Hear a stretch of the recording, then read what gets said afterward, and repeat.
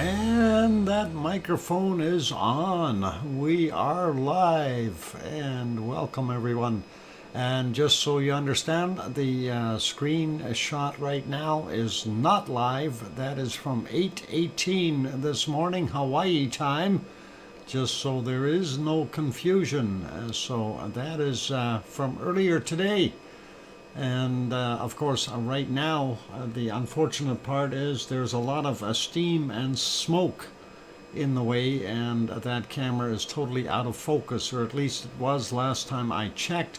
I haven't checked in a few minutes because obviously I've left it on here so we can enjoy this. Welcome everyone, and glad to have you all on board today. Thank you, Kevin, and let's see, welcome to Dr. Fox. Thanks, Henry and Sue and everyone else. So glad to have you all here. It is Friday, the 10th of February. Only 4 more days until Valentine's Day. Make sure you get your loved one something, and that is important. Make sure that you arrange for flowers and dinner and all those things. Otherwise, you'd be in trouble. And maybe some chocolates. We like chocolates. Anyway, very interesting happenings. Before we get going too far, we'll say the first person in today. And he was speedy once again. And that is a second day in a row. Hey, Wonky Donkey, I see you there. I'm glad that you got that tanker over to Iceland. I guess those Brumby horsepower extras there really got you there in a hurry. You did an excellent job getting through that Panama Canal. And thank you for delivering the lava. We have magma intrusions in Iceland. And we'll get to that in a minute or two. I gotta hand out the cookies first before that lizard gets a little bit mean. There we go. Lizoid, congratulations on being a first one in today. And you are welcome, sir. And all good. Yeah, so, yeah, lots of different things happening. And Dr. Fox, Pepper would like a diamond, dog collar. A diamond? A dog collar. Wow. Tom, you might want to have to cancel that trip to Rome and reinvest that money. Oh, unless somebody wants to donate the wonderful dog collar. Mariano, we understand. No entiendo español, por favor. English, if you can use Google Translate, if you can, please. I understand you don't speak English. Okay, so we try, please, if you can.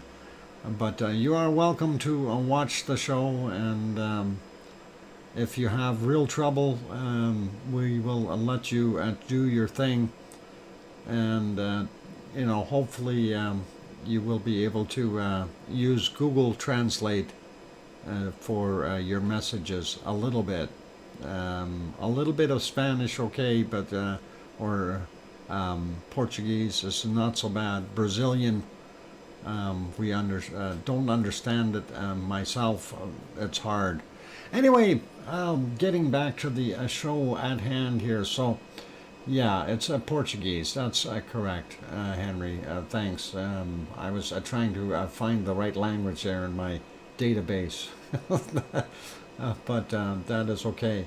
Actually, it's Brazilian. It's a kind of a dialect of Portuguese. It's kind of their own language a little bit now. But Philomena says Portuguese here, LOL. Okay, Philomena, no worries.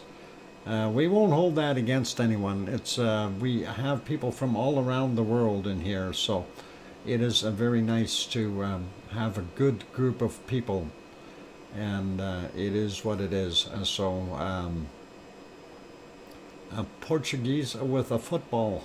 Yep, there you go. Kind of like Bavaria, Dr. Fox. Yep, I suppose. I suppose. Yep. Mm, yeah, no comprendo. Uh-huh. Anyway, where's this volcano? This is the Halama crater. It in Kilauea, Hawaii, the big island of Hawaii. It changed, and I will show you the change just so you understand where we're at. What they had done is moved the camera, and we'll see if we can show you what we were looking at before. And this was earlier. This was at 7:22. There is our Lavigator. Lavigator broke. Lavigator is only half a Lavigator now. He broke right off, and that is the unfortunate thing. And the little spout that used to be over here, well, it's not spouting anymore. And that is what we had there. And then we had all that smoke in there and all kinds of stuff. And let's see if I can find the spot where they moved the camera. And they moved it about here. So let's let that play so you can actually see them move it. And this is where we were looking at the lava pond. And then they moved the camera over to that smaller event that we seen. And I'm just waiting for it here. Let's advance it 5 seconds or so. Maybe another 5 seconds. I don't know how far I went back. Something like right about there. And anyway, they did move the camera view. And I'm just trying to find that.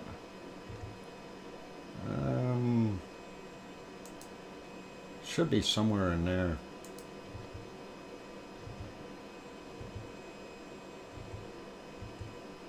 Let's see if we can find it.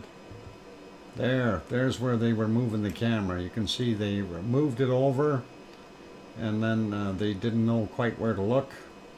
And you can see where it is sitting now.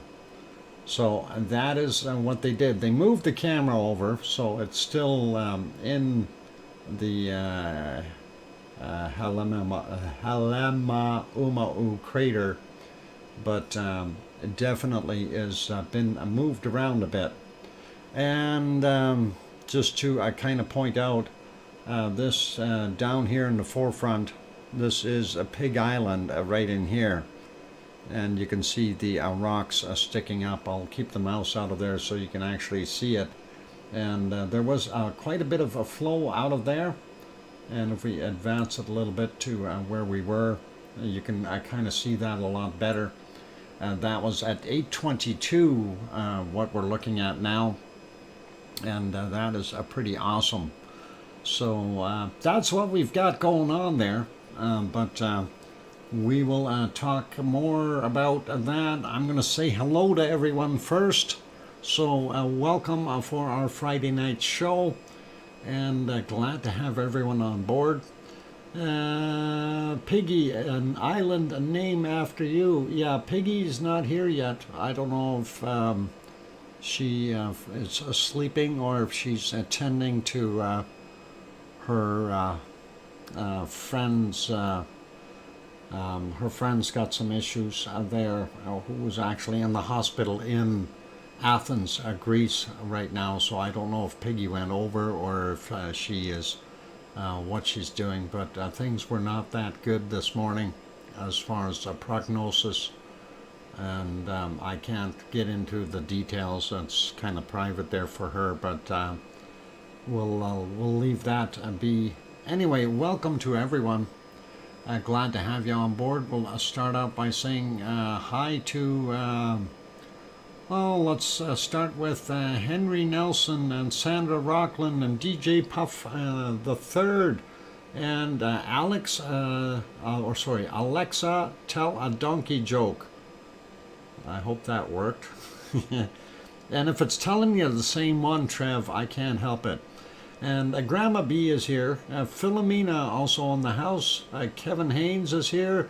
Michael Olson, welcome. And Diane Michael also here.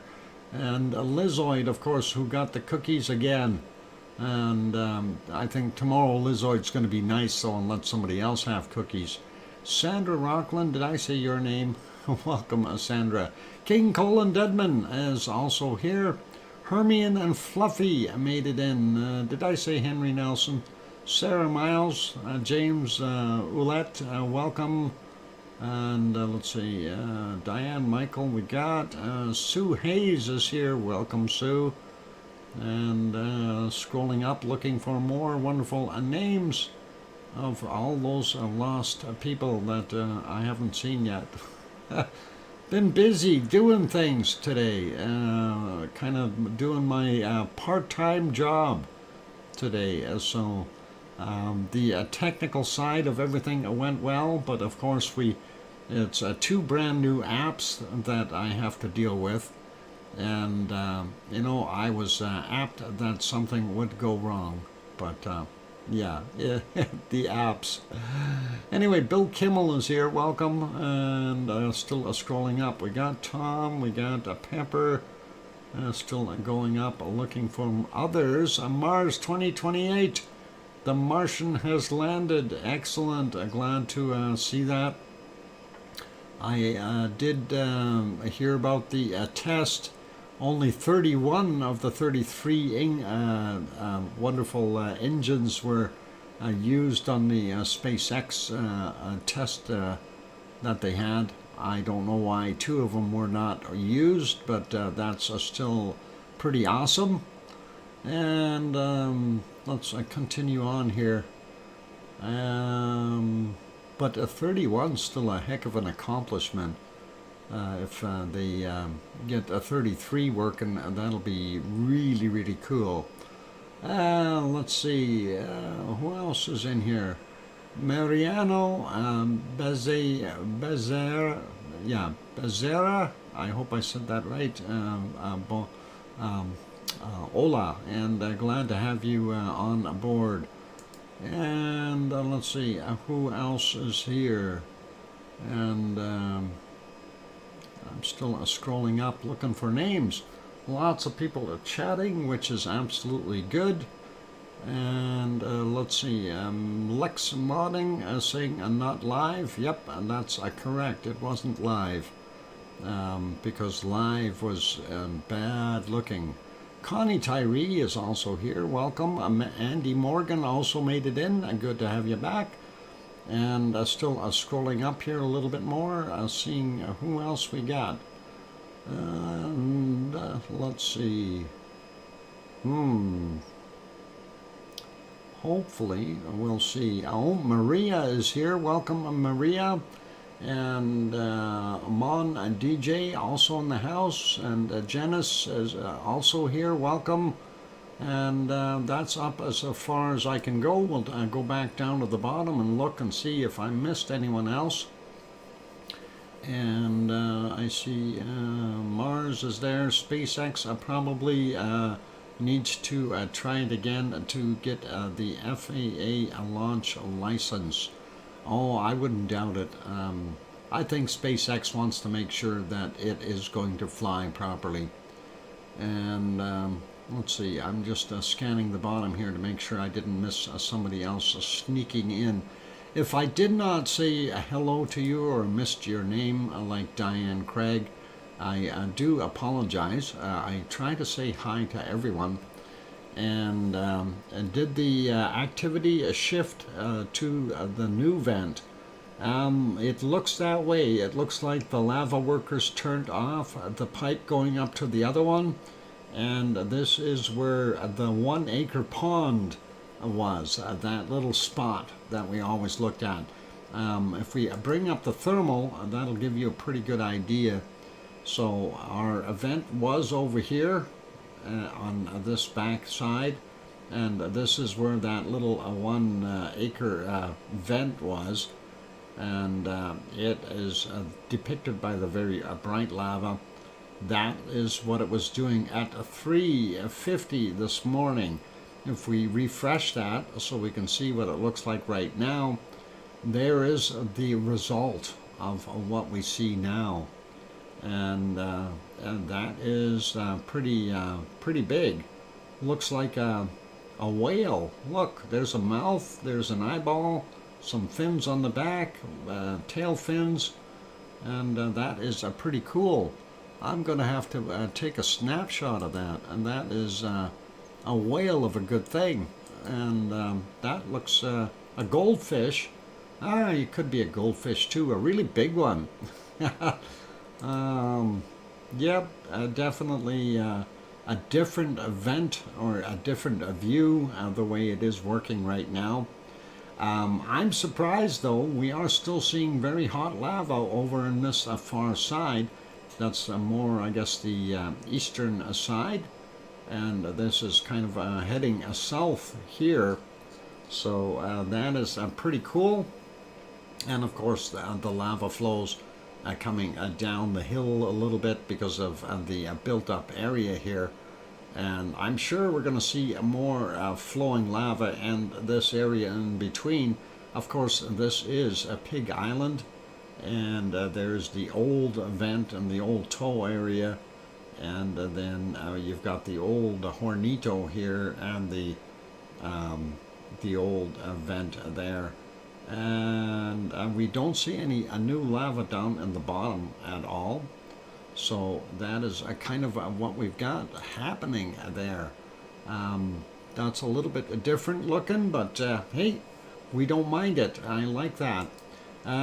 This is kind of what we were seeing this morning. That was the footprint in here, and you can see down in the forefront. Oh, maybe you can't on this. Let me move that picture just a little bit.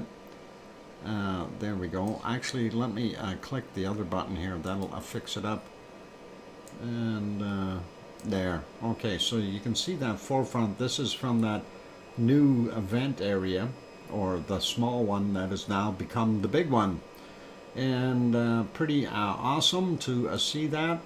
This, of course, was from 5:40 a.m., showing you the old vent over there is really cooled off.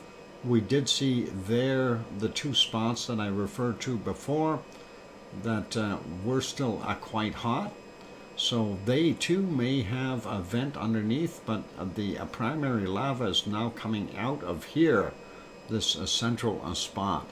And this is before it really started flowing out a little bit further, but now we know when we look at that thermal, we know how far it actually did go. So pretty cool, pretty awesome, and a lot of change going on. And of course, that is what it was looking like earlier at about 8:30. And some of the views were pretty darn nice. But then after that, things got a little blurry and fuzzy. And I'll show you the actual live picture right now at 14:13, 14:14. The camera is so far out of focus that we can't see a darn thing. So putting it back here to, let's get it to about 8:30. And we do see a little bit there then. Anyway, yeah, that's 8:34, and that's good enough for now. At least we can see where the lava is. It has not stopped, so that is the important part. Hey, OneFish26, I'm just wondering, is that your cousin? You can see your cousin clearly on here. There's the tail fins, there's the top fin, there's the mouth over here. Are you related to this one fish? This is Finian. Oh, his name is Finian. There we go. A goldfish. Wow. And yep, something like that. I'm just wondering if that's one of your relatives, one fish. But it definitely does look like a fish.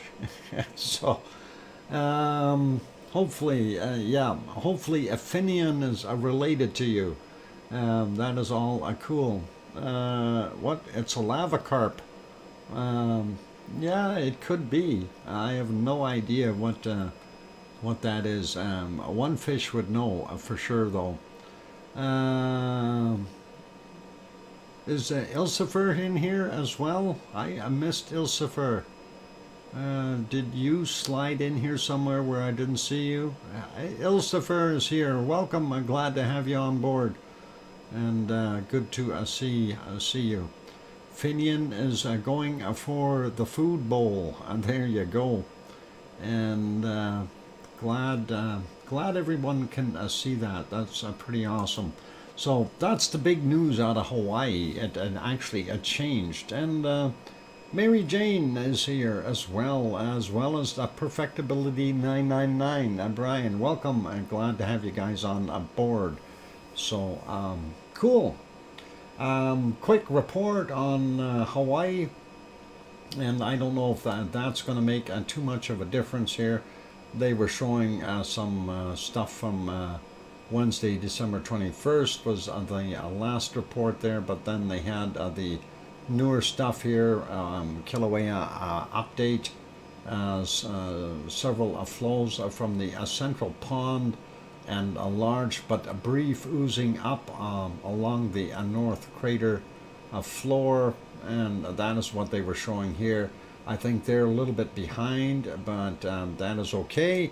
If we click that, we can see the photo that they had, and that came in from yesterday at 1910, and I think we're a little bit more up to date than they were, but this is the northern ooze up a flow identified in the satellite image on February 6th from Sentinel-2.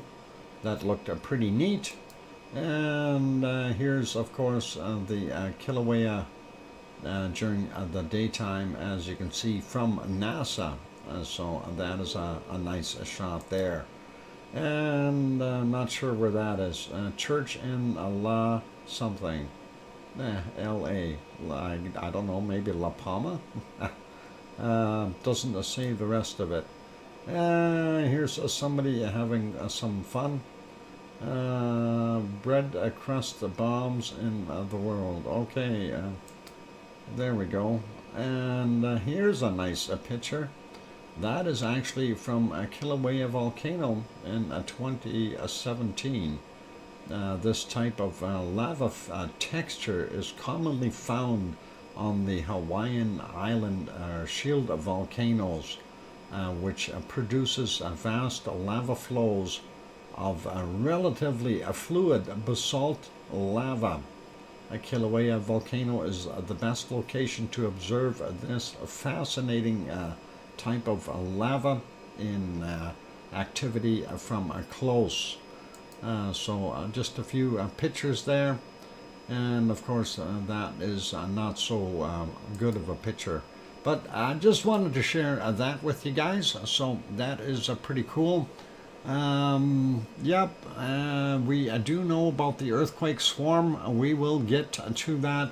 I think we'll get to that next. Let's take a look at what it is like in Iceland, and then we will go from there. We'll do the other places afterwards. So let's me find Iceland, and there is Iceland right now. That is what the present conditions are in the wonderful city of Reykjavik, and that is the capital city of Iceland, of course. Going back about 9 hours, we can see that they had some rain and snow, and there you go. A kind of a mix, not a very good weather, and that is kind of what we were seeing earlier on. Can't see the mountains in the background. Rain is quite heavy and snow is heavy, or a combination thereof.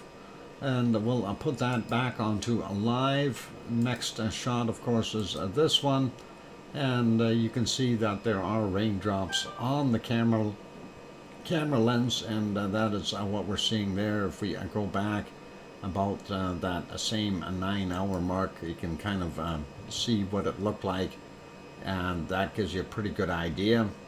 and yeah, raindrops. So some of that snow is melting, that kind of stuff.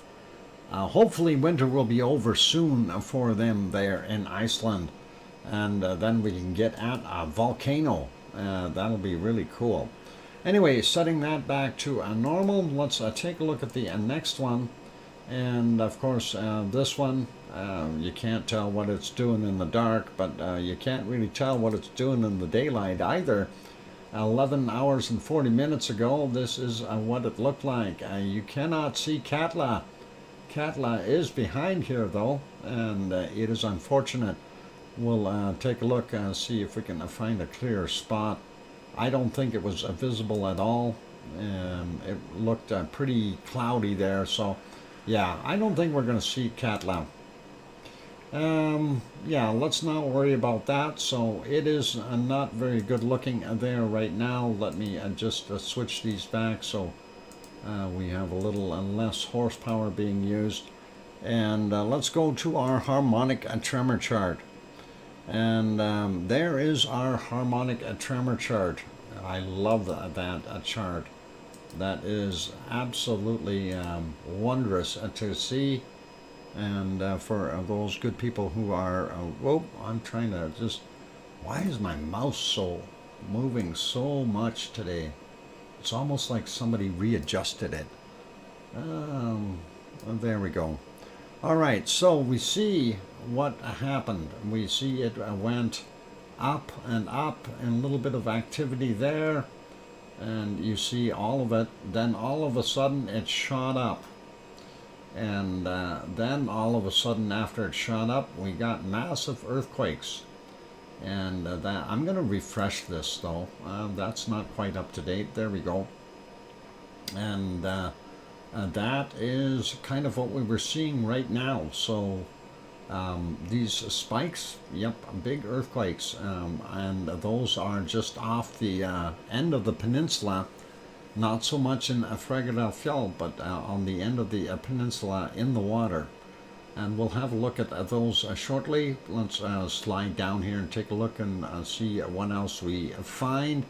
We'll take a look at the Grimsey really quickly. Grimsey did have a couple of little shakers up on the northern end of Iceland as well, and an increase in activity as well, but not by much. So that is what we're seeing there at Grimsey. Let's take a look at Grindavik, and Grindavik, of course, showing about the same in the chart as Fagradalfjall, only a little bit stronger in the earthquakes, and definitely a whole bunch of movement all at once. So this is kind of a good news. Our wonderful Yvonne Kunkel reported that there was magmatic intrusions happening, and that it's just a matter of time for a volcano. And we are hoping, we are very, very much so hoping that we will see an eruption. I'm looking for Krusevik, and Krusevik, of course, it went right off the scale up top here, so very, very difficult to tell anything from that particular chart. I wish they would realign that chart a little bit. That would really be a lot better. Anyway, let's roll this back up, and we will have a quick peek at a few of those earthquakes before we get to break time. And I know there were a lot more than what we've had in the last few hours, or the last couple of days, I should say. And that was pretty awesome. There we got that set. Popping over to the wonderful earthquake map. Let's click the right buttons here and get in the right place. And there we go. That is Iceland. So let's zoom in here first. Way out, we had a 3.0. 4.3 kilometers down, and that came in at 21:23. Then we see a whole row here, 2.1, 3.3 kilometers down, 1920. Next one is a 2.9, 5.2 kilometers down, 1954. Hang on, did I miss one? No, next one here, 2.5, 1.1 kilometers down at 1946. Now, this is a real mess in here, so we're not going to go through every one, but we're certainly going to look at some of the bigger quakes. 3.43, 5.2 kilometers down, 1951 was the time on that one. The next one here, oh no, I wanted to grab this big one. 3.7, 6.7 kilometers down from 1945. The next one here is, let's see, 3.3, 5.7 kilometers down from 1928. And then that's, I think, the, yeah, 1, 2, 3, there's another big one right here. 3.78, 6.7 kilometers down. Oh, we got that one. I'm trying to get the other one in here. There it is, 3.35, and that was 6.6 kilometers down from 1912. So these are all late in coming, but they are coming, and they are continuing. We're seeing a whole bunch of these quakes. So we've got 1, 2, 3, 4, 5, 6 that are over 3 in magnitude. And that is pretty large for that area. Definitely a reason for the big, huge spike that we've seen. 2104, we had this 2.7, 6.9 kilometers down. Then right beside him, 2.1, 5.6 kilometers down from 2013. Next one is from 2014, 2.4, 7.6 kilometers down. Then we've got a 1.9, that is 6.8 kilometers down from 2242. We did get this 3.43, or maybe we didn't, but that is from 1951, 5.2 kilometers down. Then a 1.0, 2.9 kilometers down, 2225. How deep is the water there that swarm is in? I'm actually not sure exactly how deep it is. It's because that is right where the Raken's Ridge is. So I'd have to look on the other map to try to figure that out. But some of those areas, a couple, I think 100 meters or 150, 200 meters in some spots, not that deep. But it's still deep enough for ships to pass over without any issues whatsoever. This one from 2025, 1.9, 4.4 kilometers down, going on the outskirts a little bit. And this one is 2.1 from 1910, 7.4 kilometers down for him. This 2.2, 7.5 kilometers down, 2109.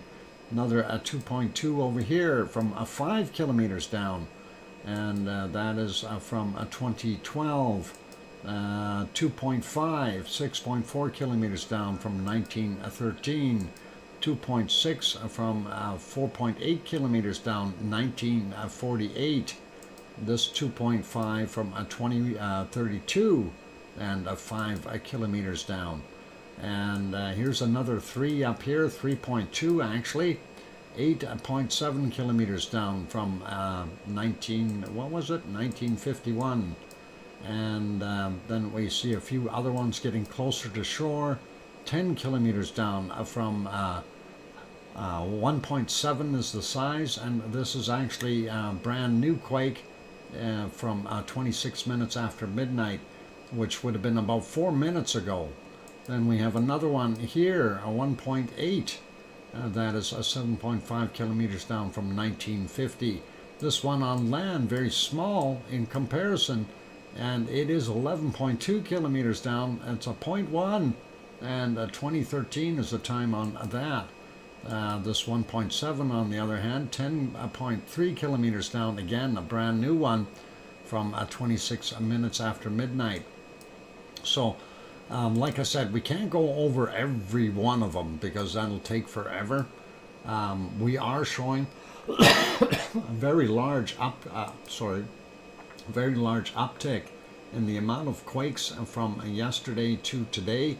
We're seeing 136 so far today, and that is a big change. So a tremendous amount. We've got about 100 more quakes today than we did in the last 24 hours. This one, a brand new one as well, 27 minutes and 50 seconds after midnight, 1.1 kilometers down.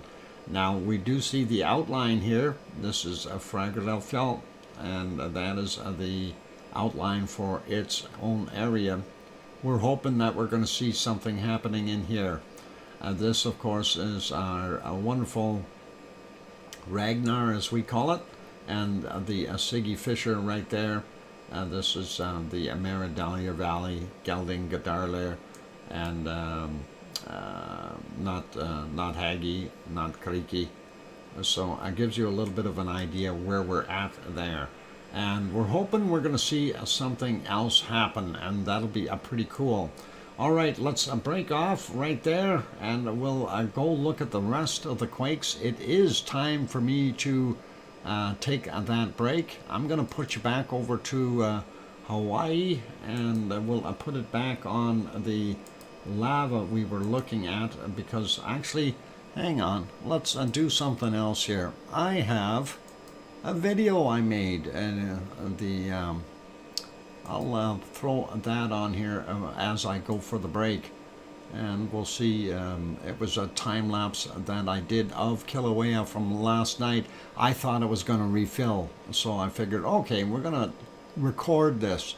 So I did record it, but unfortunately, oh, hang on, I'm looking at the wrong species. I need video, not photos, and there we go.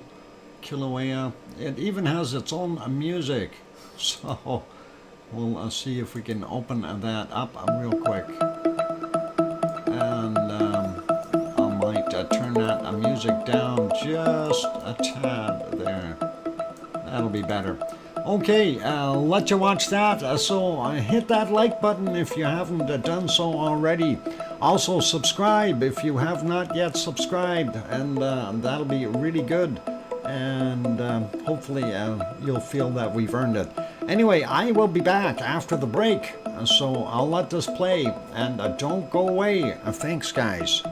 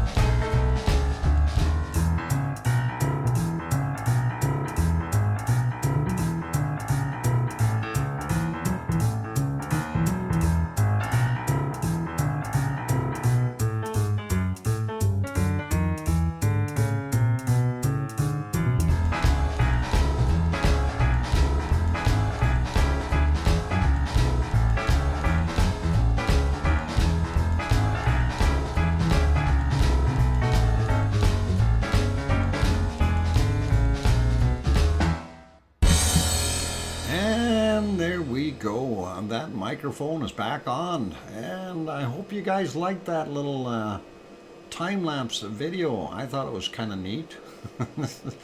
Anyway, just something I put together this morning, and I thought it was kind of nice to have that. Anyway, thank you for the welcome backs from Mars and Kananaskis country, and Kevin and Sue, and the video was awesome, Doc. Thanks, Henry. And Full Circle Florida, aka Florida 360. Are we having fun yet? A good day. Have you been teaching? Oh, never mind. Thanks, DJ. Let's see. That should be all good for right now. Anyway, we do see that it was getting cloudy and fuzzy and hazy there at this point in time, and of course, I think it was actually raining.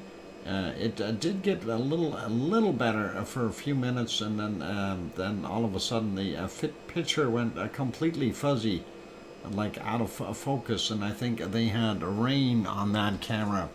Excellent work as always, Dr. Fox. Thank you, Mars 2028. Glad you enjoyed it. Anyway, we'll pause this for right now. Look at that. I've got the power to stop a volcano. Gotta love it. Let's continue on with our quakes over in Iceland. And hey, my map moved. Let's take a look and see where we were at. We got most of these, and busy area. And of course, we did have magma intrusions.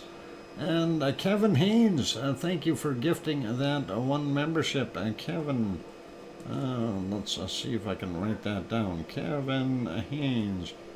There we go. And got it. And a gifted one. And that is awesome, Kevin. And all good. Full Circle Florida. Click on that banner and turn on the option that says accept gift. Quickly. That way you may become green, and that'll be cool. And anyway, yeah, just put your mouse on it and click on it, and you'll be able to see it. It says turn on accept gift thing, so that'll work. Anyway, let's take a look at the rest of the quakes there, since we had so many down on the peninsula. We'll take a look at these. We got a 1.09, 5.7 kilometers down, 11:27. Then is a 1.22 from 5.4 kilometers down, 15:48. 1, and that is from 3.9 kilometers down, 15:58 as well. Another little swarm right in this area. And we'll start with this top one, 0.44, 135 meters down, and that is 6:38 this morning. A 0.2, and I would rather my gift, but thank you. I would rather my gift. Okay, no worries. That's all good. Anyway, 7:01 a.m. For that guy. Then we had this one here, 1.72, 4.8 kilometers down from 7:26 a.m. We also had a 1.45. And that came in at came in from 4.7 kilometers down, and 6:37 this morning. Next one is a 0.27, 3.6 kilometers down from 6:56. Boy, getting those numbers mixed up. We got from 7:27 a.m. a magnitude of 0.64, 5.4 kilometers down. Next one over, 0.68, 4.9 kilometers down from 6:46 as well. Another 0.6, 50 minutes after 6 a.m., 5.7 kilometers down. Then we've got another 6.1 from 5.8 kilometers down, 7:19 is the time on him. 0.65, 5.8 kilometers down, 6:35. And let's look at this, 0.73, 5.8 kilometers down, 6:54. And down on the bottom here, we got a 0.66 in magnitude, 6.4 kilometers down, and that is from 7 a.m. And let's go over a little bit more, a 0.86 from 6 kilometers down, 4:25 a.m. 1.03 from 4.4 kilometers down. 2:18 was the time on it. And then we slide over a little bit more. We see a 1.2, 5.2 kilometers down from 1951. And we've got this from 2029, 1.7 in magnitude, and 5.2 kilometers down for him. Then he had a friend of a 1.2, 5.2 kilometers down from 1951 as well. And down here, 21:51 seems to be a theme today. 51 minutes after the hour. 0.7, and that was 5.2 kilometers down. Here is where Katla is. We do have one quake in the vicinity, 0.87, 12.7 kilometers down. That's quite deep. 4:53 a.m. There we go. Sliding up, we see this 1.7 up here at Grimsvötn, and that is 800 meters down from 29 minutes after the midnight hour. So that's a new quake about 20 minutes ago, and that is cool. We seen a lot of stuff at Astja yesterday, and we don't see so much today. Only a 0.7 in magnitude, 5.3 kilometers down from 11:13. Going up here near Herdebreit, we see this one 0.3, 7.1 kilometers down from 21:46, and this 0.01, 5.2 kilometers down from 15:36. And that is all good. And let's see if we go up a little bit more. What do we got? We're still looking at that swarm right there. We'll take a look at it afterwards. 16:05, we had a 0.8, 1.1 kilometers down right there. And looking over here, we had a 1.9 from 1946, 1.1 kilometers down for him. 2.3 way up in the northern area. 16:05 was the time on it, and 700 meters down. Then we got a 2.4, 1.1 kilometers down from 16:23. And the next one is a 1.5 from 9.2 kilometers down at 19:09. Now let's take a look. If we zoom out here, I just want to see, is there anything further north? No, I don't see anything further north. Let's dive into this little pile of stuff. The biggest one in this swarm today is this 2.43, and that came in at 6.8 kilometers down from 6:51 a.m. A lot of the other ones are newer. Well, maybe not. Let's start up here. 0.74, 9.5 kilometers down, 14:32. Then we've got a 0.6, 7.4 kilometers down from 2:24 in the morning. We've got a 0.9 from 18:09, 5.2 clicks down. We've got this 0.66 over here, or 65, sorry. 8.6 kilometers down, 7:32 this morning. 1.014 kilometers down from 6:44. Next one over, we'll try that 1.28, 9.5 kilometers down from 10:47. Brand new 1.1, that's the freshest one on the map. 6.1 kilometers down, 33 minutes after midnight, just a few minutes ago, 21 minutes ago roughly. This one here from 10:47, 0.64, or sorry, 0.61, and 7.2 kilometers down for him. If we go down a little bit more here, we see 10.47, and 10:47 a.m. That is a 0.61, 7.2 kilometers down. Holy mackerel! I can't talk today. Did too much yakking on the phone, I think. 6:22 a.m., 0.57 in magnitude, 4.6 kilometers down. Then we've got this one, 0.9, 4.4 kilometers down from 18:48. Next one over, 0.54, 5 kilometers down, 7:10 this morning. This is a newer one again, 21:07, 1.2 in magnitude, 7 kilometers down. working our way across a little bit more. 1744 that is a PM, of course. 1744.6 in magnitude. We'll get it out. 5.2 kilometers down. 0.38 from 4.2 kilometers down. 1:26 a.m.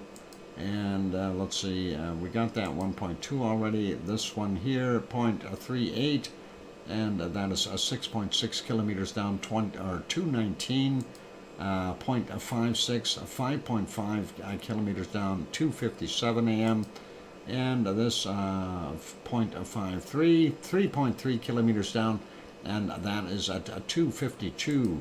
And then we go down, we see the last three that we've got here, 0.6, 5.2 kilometers down, 18:47. And next one is a 0.8, and that is 3.6 kilometers down, 21:53.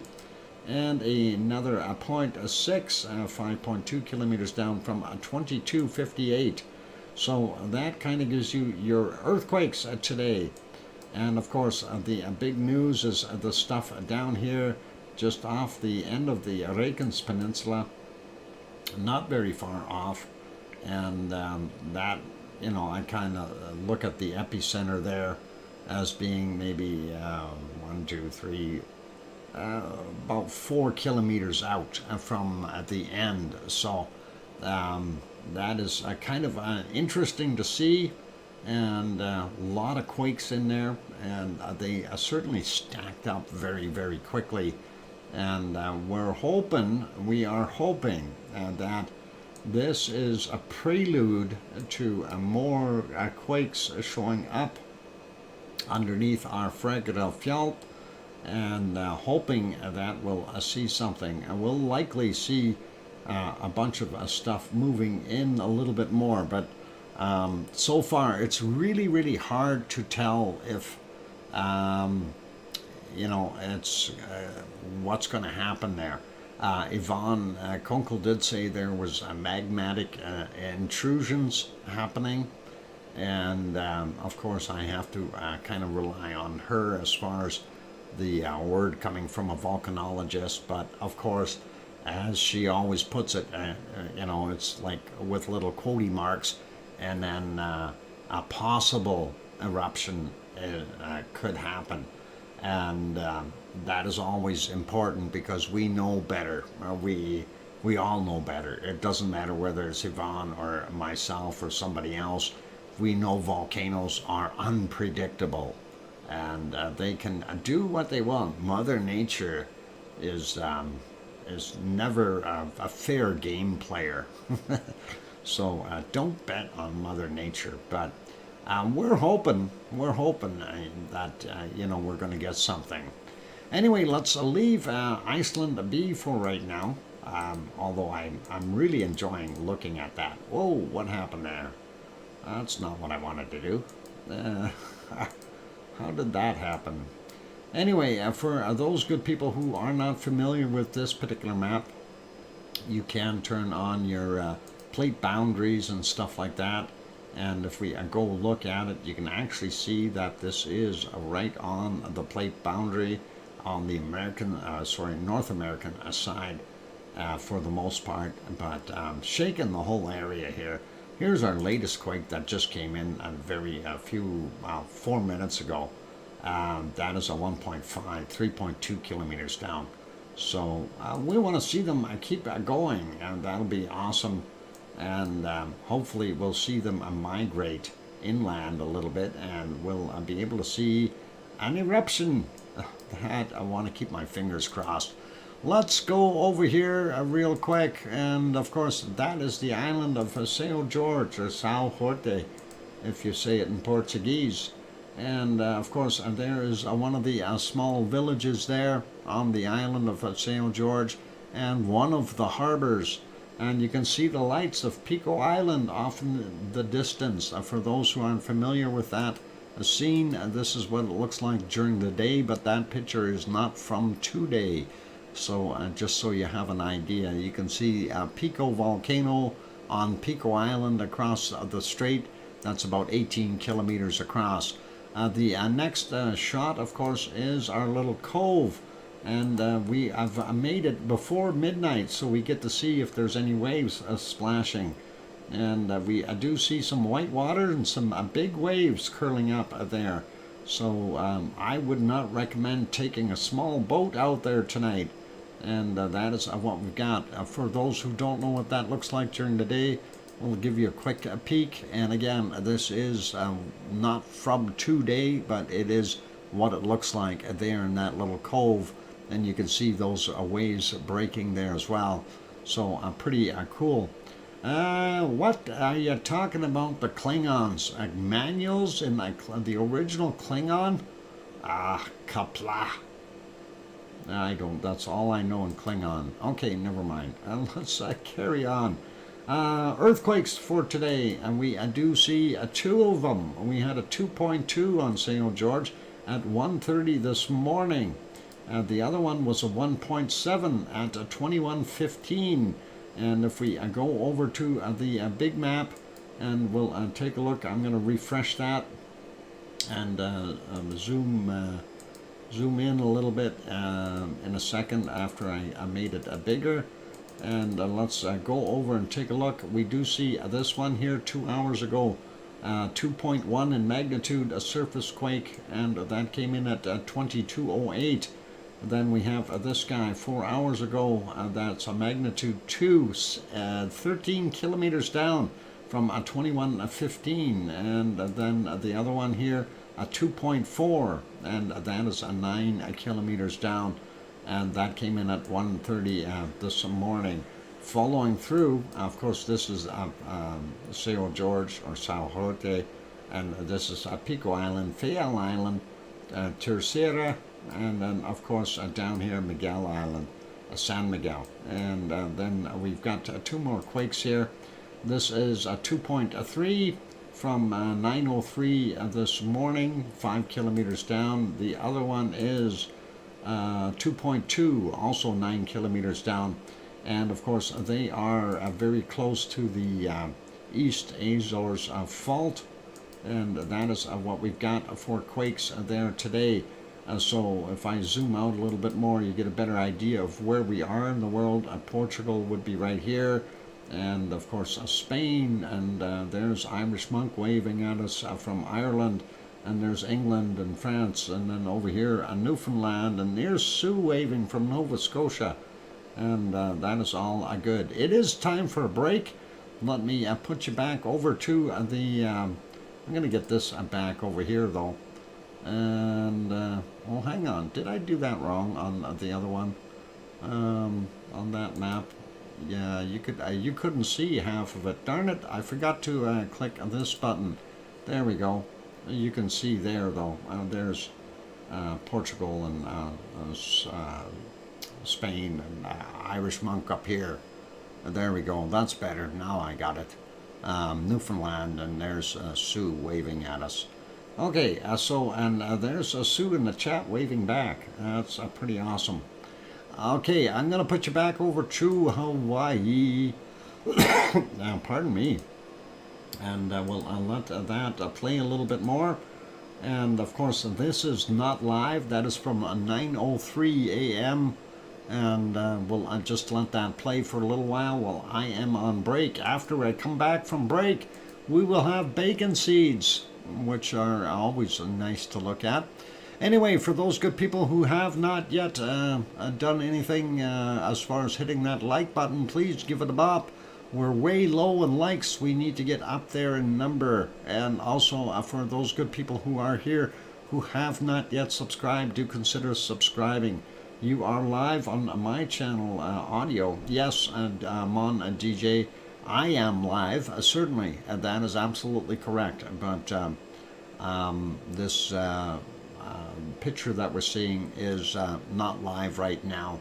That is from 9:04 a.m. Hawaii time, which is okay. But it is really fuzzy otherwise.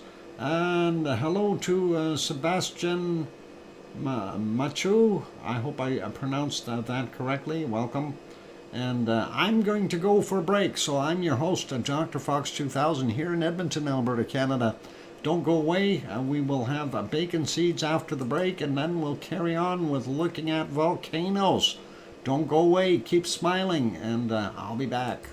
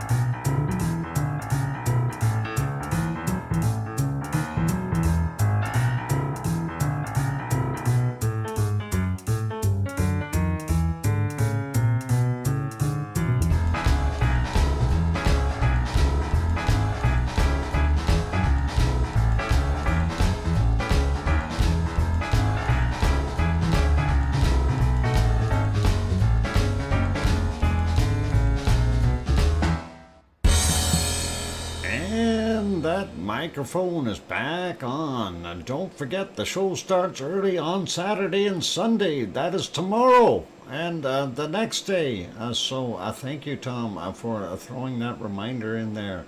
And thank you for the welcome backs from Full Circle, Florida, aka Florida 360, and Mars 2028. And I can hear you, DrFox2000, from Sharon Stewart. And thank you, Kananaskis Country, and Sue Hayes, and Kevin Haynes. And that is all good. Hey, Twig is here. Welcome, Twig. Glad to have you on board. And of course, Twig is lost. He doesn't know what to do with Hawaii, so he come over here to see what we are doing in Japan. And there's our plume coming out. We stole all the lava for there. So thanks, OneFish26. Appreciate that. And yep, there is a lot of ash coming out of there. And we just figured we'd show that real quick for those good people who missed it. Of course, that's what I do when I'm on my break. I don't run away. Well, I do sometimes. I have to do some things. Sometimes I have to go say hi to the bunnies. But usually I end up having to go take a look at other stuff. Thank you all. You make me feel at home. Well, you are kind of at home here, Twig. It's all right. We don't mind having you here. You're a good person, and that is awesome. So all good, and glad that you popped over. And let's see. Yep, stay a while. All cool. Anyway, yeah. So a little bit of action coming out of our wonderful Sakurajima in Japan. And that was a little unexpected, but it is nice.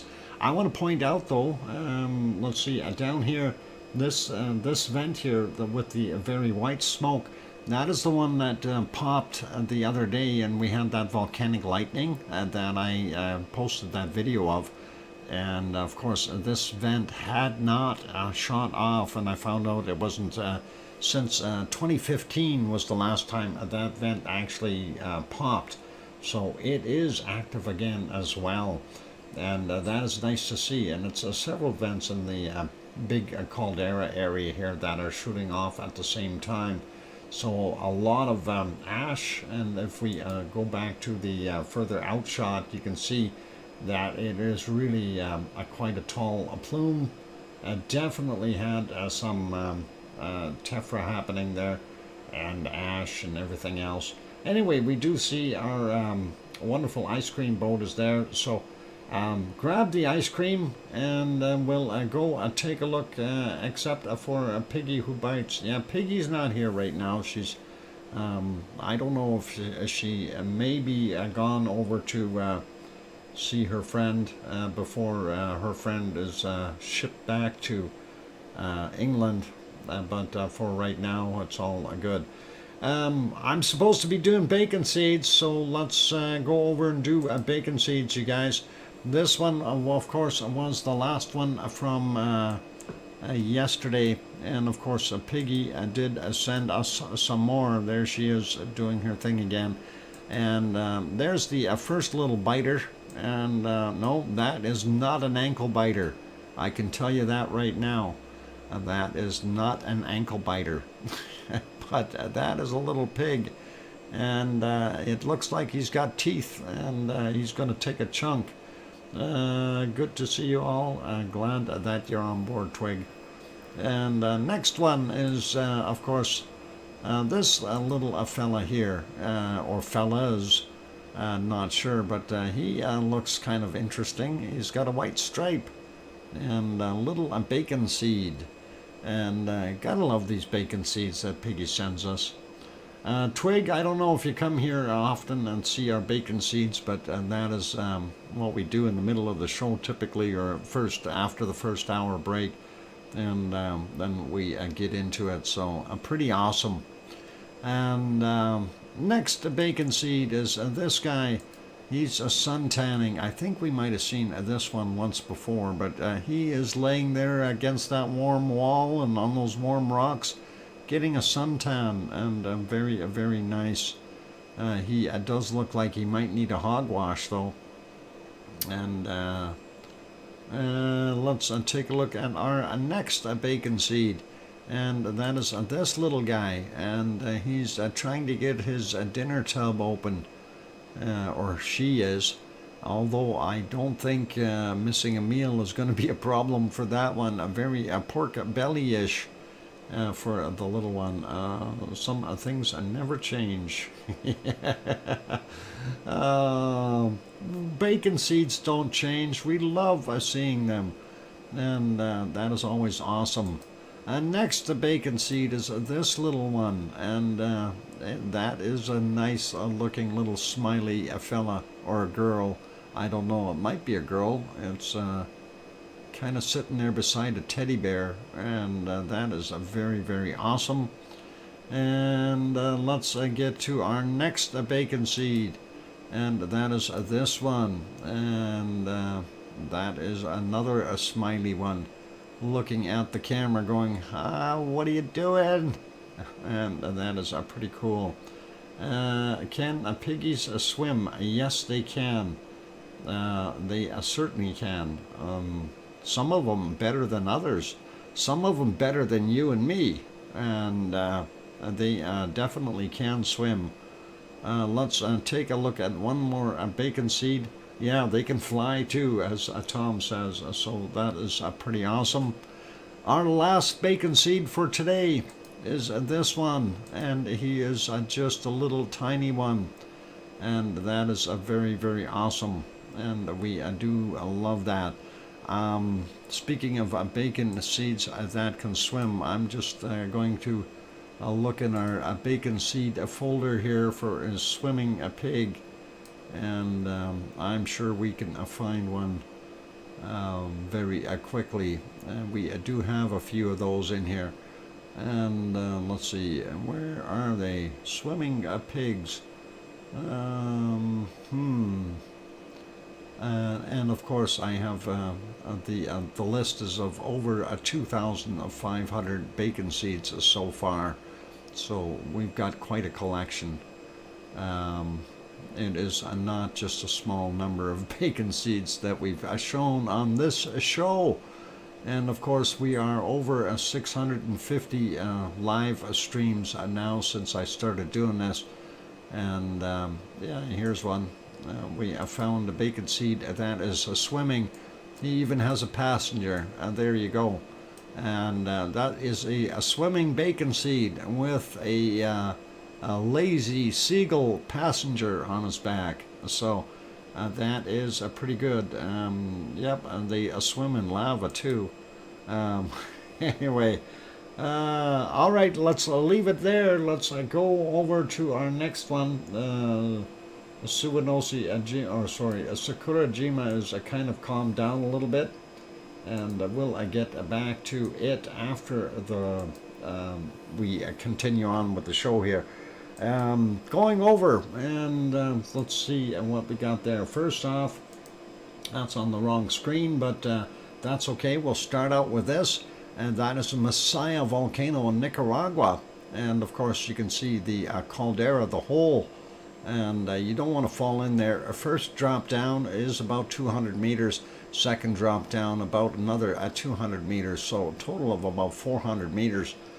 Which is about 1,200 feet. So if you survive the first drop and happen to roll into the second one, you'll be a toast anyway in there. Going to refresh that so you can see the little bit of a lava down there, and there it is, and you can see the little crescent that is at the bottom of that big hole. So you don't want to fall down in there. Hey, John Donovan, welcome. I'm glad to have you on board. Let's go over to Popocatépetl, and I think Popocatépetl is going to be troublesome to view now, but we'll have to go back earlier in the morning and see. We did have a few little plumes coming out of it as well, Here's one at 8:08 a.m. and of course I'm advancing the video by 5 seconds at a time. It's a fairly slow ash and tephra and everything coming out of there, so moving it forward helps to visualize what's really going on there. And we had a few more of those puffs, like right about here, 8:45. And that one is moving a little bit faster. You can actually see that it is, and that isn't too bad. But we'll give it a helping hand here and expedite it. And there you can see how that plume is coming out. Of course, we're not seeing any lava being shot out. It's not that powerful of an eruption when those happen. That is a fairly deep caldera as well. Unfortunately, then we ended up getting into a bunch of clouds, and yeah, the weather got to the point where we just could not see anything. You can see that right there on the screen. That is a horrible view, and then further on it did clear up a little bit, but just for a short period, then we ended up getting more clouds coming through. So not a heck of a lot visible there, and it's really hard to tell if there was anything coming out of the volcano at all at that point in time. Let's see, right about here as well. And again, it's hard to see, is that a plume coming from the volcano, or is that, you know, cloud being mulled around here? And of course, with the higher temperature and lava that's inside that caldera, those clouds have a tendency to kind of whirlwind around a little bit and heat up and expand and kind of dissipate. But present weather condition there right now is this absolute volcano grade, so we're not going to see a heck of a lot. Let's take a look at our wonderful Fuego. So Popocatépetl, of course, is about 70 kilometers south of Mexico City. And Popocatépetl, Fuego is in Guatemala, and we did have a couple little pops here, just very, very small ones though. There you can see the candle is lit, and of course there's some photographers, even up here, and they're in the danger zone. This is a dangerous area. We have seen magma or lava bombs falling far beyond where they are, so they're in a bad spot. But they are taking pictures of it, and that is a risk, you know, for a nice picture. Sometimes you don't really want to be right close. Let's see if we can find something that is a little bit more explosive in action. I don't think we're going to see too much. There's a bunch of little pops that we've seen out of it, and unfortunately not that many. Dr. Fox, but it's so strange to have the a sustained lava lake over a subduction zone. Is something weird happening at Masaya volcano because of this. That, I don't know, it's been like that for a long time. Thanks, Tom, for that 5-minute warning. Messiah it's almost like for 2 years already that we've always had lava in the bottom of it, which is really kind of odd. Speaking of odd, look at this cloud setup here. It's just about straight up and then a flat top on there. That's weird. Okay, that is weird. Bored cube sitting in there, maybe hiding. I have no idea. Anyway, pretty neat looking. Let's see if we can find some bigger plumes here. And of course, we were battling clouds here as well. And of course, the cloud hid my bigger plume, and that was right there. You can see the volcano would be about here, and the taller plume being buried. What was that, Doc? It's a Borg cube. It's a Borg cube, Bob.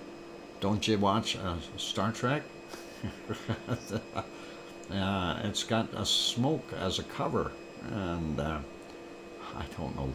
I have no idea what it is. Some neat cloud formation is what I'm going to chalk it up as. This was another one from earlier, 10:35 a.m. You see how nicely that came out. Fairly fast ejection, and we know that there's quite a bit of pressure behind Fuego. So let's see, here's another one that's from a little bit earlier, and this one was from 9:27 shooting out, and of course you can see a lot of that dust and material kind of being raised on the edges. Those are the lava bombs that are actually popping out. So at nighttime we see everything sparkling and everything, but during the daytime it's very, very difficult to see. But it is still happening. It's the same thing. Alex France, excellent to have you on board, and good evening to you. Nice to see you there, Alex. What I see, we finally had a bit of local interest. Yes, well, we always have an interest in what is going on there in Iceland, but a little bit more shaking going on. And question for you, Alex, have you felt any of those quakes? I know they're only in the mid-3 range, but I'm just wondering, is there any shaking going on there for you? Have you felt any of those? I know you're a little bit further to the northeast from the epicenter of those quakes, but just curious. But it's been dull for quite a while. Yeah, I know it's been dull. We need an eruption. Not felt a thing. Oh, okay. Well, I'm hoping that things pick up there in Iceland. That would really be nice. I do want to see a volcano. We need fresh lava. We are desperate for a fresh lava.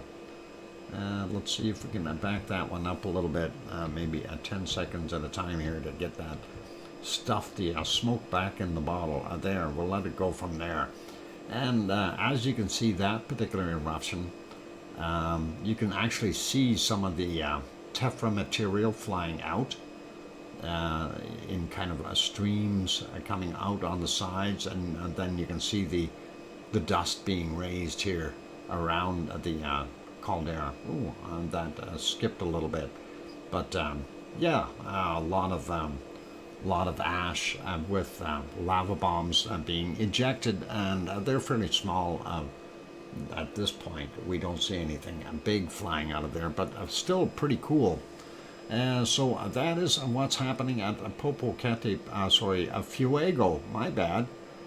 Fuego in Guatemala, Central America. A quick report on Fuego. Of course, I used this picture for my thumbnail today, and that is the top of Fuego. That's the types of plumes that are coming out of there. And there you can see some of the little lava bombs that are actually coming out. And that is a pretty awesome shot. So past 30, yeah, I see that. We'll get back to these after the break.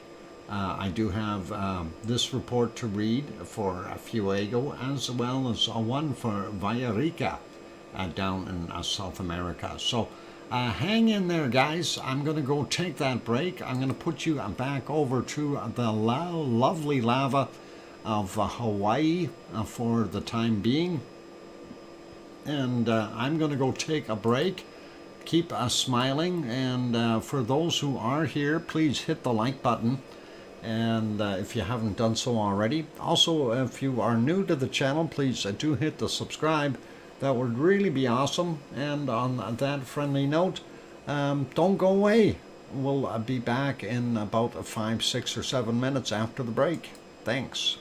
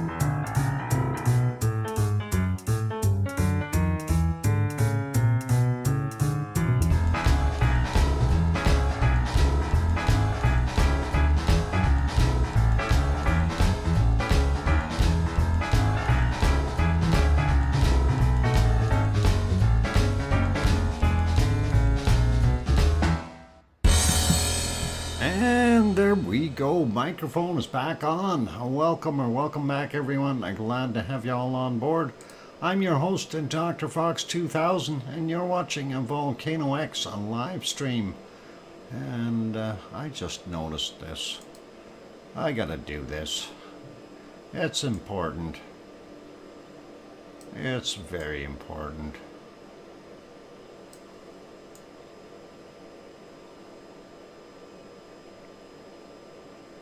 Okay, never mind. Thank you for the welcome backs, everyone. I'm glad to have you all here. And of course, that is thanks to Kananaskis Country and One Fish and Sue and Mars. And a welcome to Epically Epic. And thanks to Full Circle Florida. And I see it, Doc. You gotta do it, you guys. You gotta do it. When you see opportunity to make everyone smile, we gotta do that. It's just one of those things. Anyway, a little bit of fun. Yeah, he has a carrot nose there. We'll get that carrot nose on there. That big long carrot. And I don't know. It's... I'm a bad drawer. Never mind. Let's get rid of that. Okay, let's leave that alone. I just had to do that. It's just the way it is sometimes. Anyway, getting back to our report on Fuego, and that, of course, is from Guatemala. And it said, you know, the Fuego volcano vigorous activity continues. And that certainly is showing exactly what we've got there. And that is a beautiful volcano.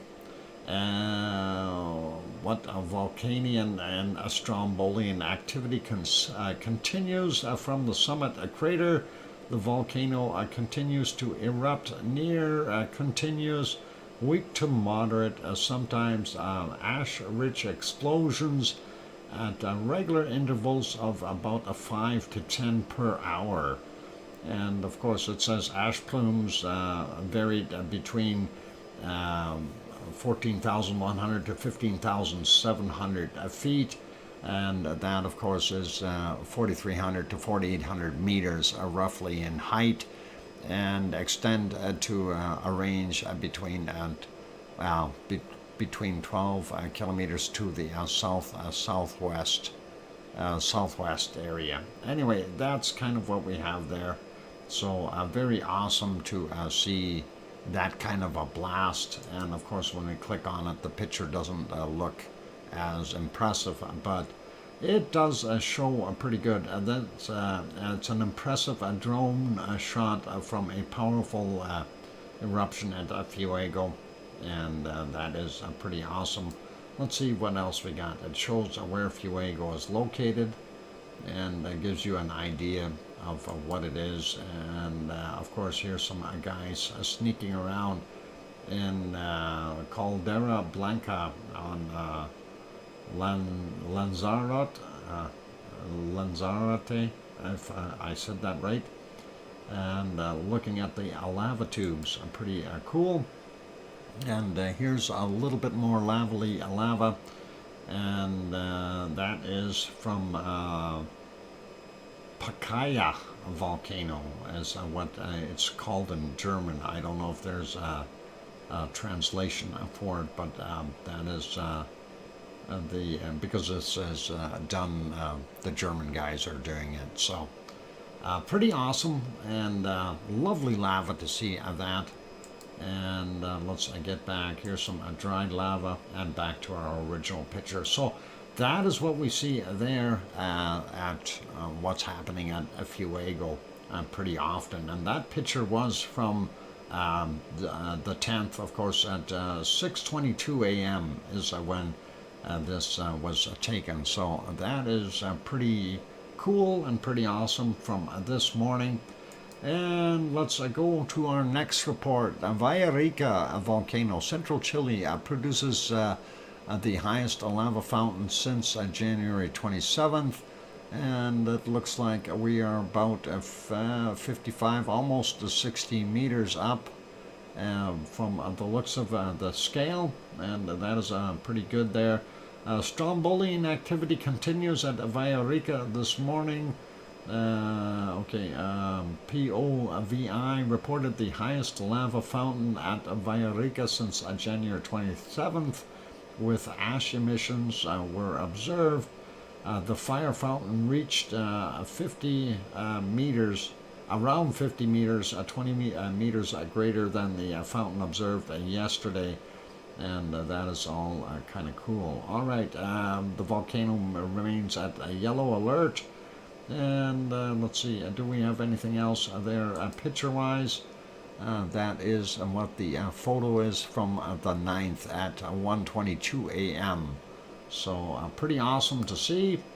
And here's some steamy champagne pool is what that is called. Not sure where that actually is, but I don't think I want to go have a sip of that champagne. It could be a little bit on the hot side. And this one is, that's a Krakatau. Anik Krakatau is a little puff. It doesn't say when that's from, but that is from Krakatau. And not sure where this is. From Thracia, wherever that is. That's kind of neat looking. Back to the picture. So, all right, let's carry on to our next one. And of course, we are going to move over to.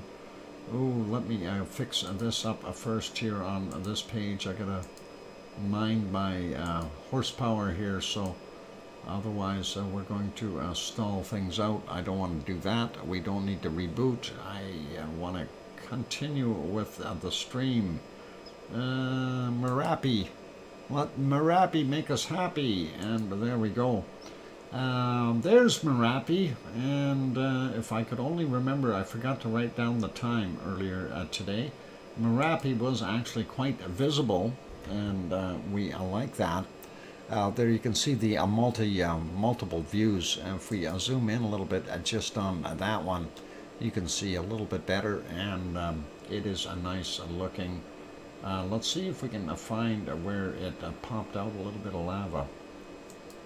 What's this one right here?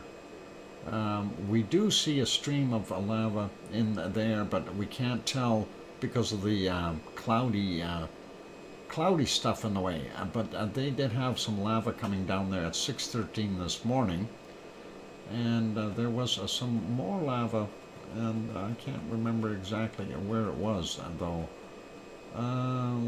Let's try here and see where it started.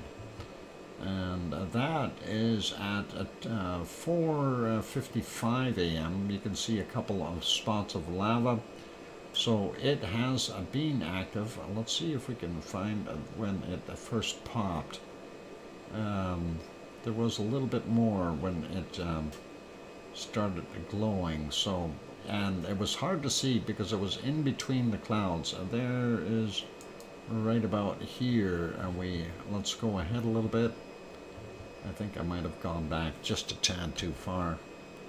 A few seconds forward. There you can see some glow right there, and that is always awesome. So definitely a little bit of a glow, and that is pretty cool. There it is. There's my eruption, and definitely way up there, and you can see that it did throw out some lava, and you can see it dribbling down the channels that it has created over the years that it's done that. Merapi around about 12:30 p.m. See the report. 12:30 p.m. I don't think that will go back that far, Sue. You sure it's a p.m. not a.m.? Because we know, yeah, we know we can't get back that far. That is way beyond what we can get back to. In this shot, though, you can see the clouds. Yeah, we only have about a 12-hour option there to be able to see unfortunately, and if it's beyond that, we can't see too much. This one was from 2113, roughly, or 2110, basically. But I'll read through those reports in a minute. Actually, I'm going to switch this back to both cameras here, or multiple cams, and you can see the lava coming down the hill on this side as well. So you have two definite spots where it was coming down, and that looked pretty neat, and we liked it, and that is always pretty cool. So I wish we could go back to 12 something. That would have been nice. Let's see if we go back a little bit on this one. No, that's the lights. Darn it. Yeah. It was busy though for the most part, so it's, you know, doing its thing. It's not like it's sitting there idle. So we definitely do see that wonderful lava or magma coming down out of it. Observed at 12:30 p.m. and this will only let us, this is the maximum that we can get back to, and that is from 2037, so we can't get back to 12:30. That is about what is it, 9.5 hours earlier, unfortunately, and I was not able to record that because I wasn't home at the time. So that would have been something that we could have done. But anyway, that is what we've got going on there. There's a spot where we can see some of that lava rolling down the hill, and pretty cool to see that. If we go a little bigger there, you can see it a little more. So that is kind of what we've got happening there, and all good. So pretty cool, pretty awesome. And we will leave that guy be for right now. We do know that it is active, doing its thing, and it is going to continue to do that. And we'll certainly see, what we can do to keep up with going on the other ones. This one, let's switch that back to the a little further out. This, of course, is Mount Ruapehu, and guess what? It's cloudy again. More rain there in New Zealand and Mount Ruapehu, and of course the clouds are being nasty to us. They leave enough of an area here to tease us, just on the sides. We do see a spot of snow right there, snow and ice, but we can't see the volcano. It's right behind here, unfortunately, and when we go back further in time, this is what we see. So not pleasant, unfortunately. So we're not going to see Ruapehu today. There's about the best we're going to get, I think. It's hiding. These darn clouds. Who made them anyway? We need to get rid of them. We're going to have a talk with the cloud makers. I think that's Mother Nature. She's the same one that throws out all those other quakes and everything. Anyway, let's leave that be. I'm going to put that back onto live. That is the present view, so we cannot see it. Next shot here, of course, is for Taupo, also in New Zealand. Going to refresh that before we show it. And there is our chart showing the tremor activity going on in the area. And that's what we're looking at for this little shot right there. One little spike for today so far. Well, we got a bunch of little activity. So it is a little more active than what we had. I had did Doc go to Etna yet? No, I did not, because Etna was hiding under very, very bad clouds. Anyway, this is Taupo in New Zealand, and we'll leave that be, and we'll let you take a look at the caldera at Taupo. Taupo's caldera, of course, is the entire lake, and it actually doesn't look too bad there. Yeah, no worries, Tom.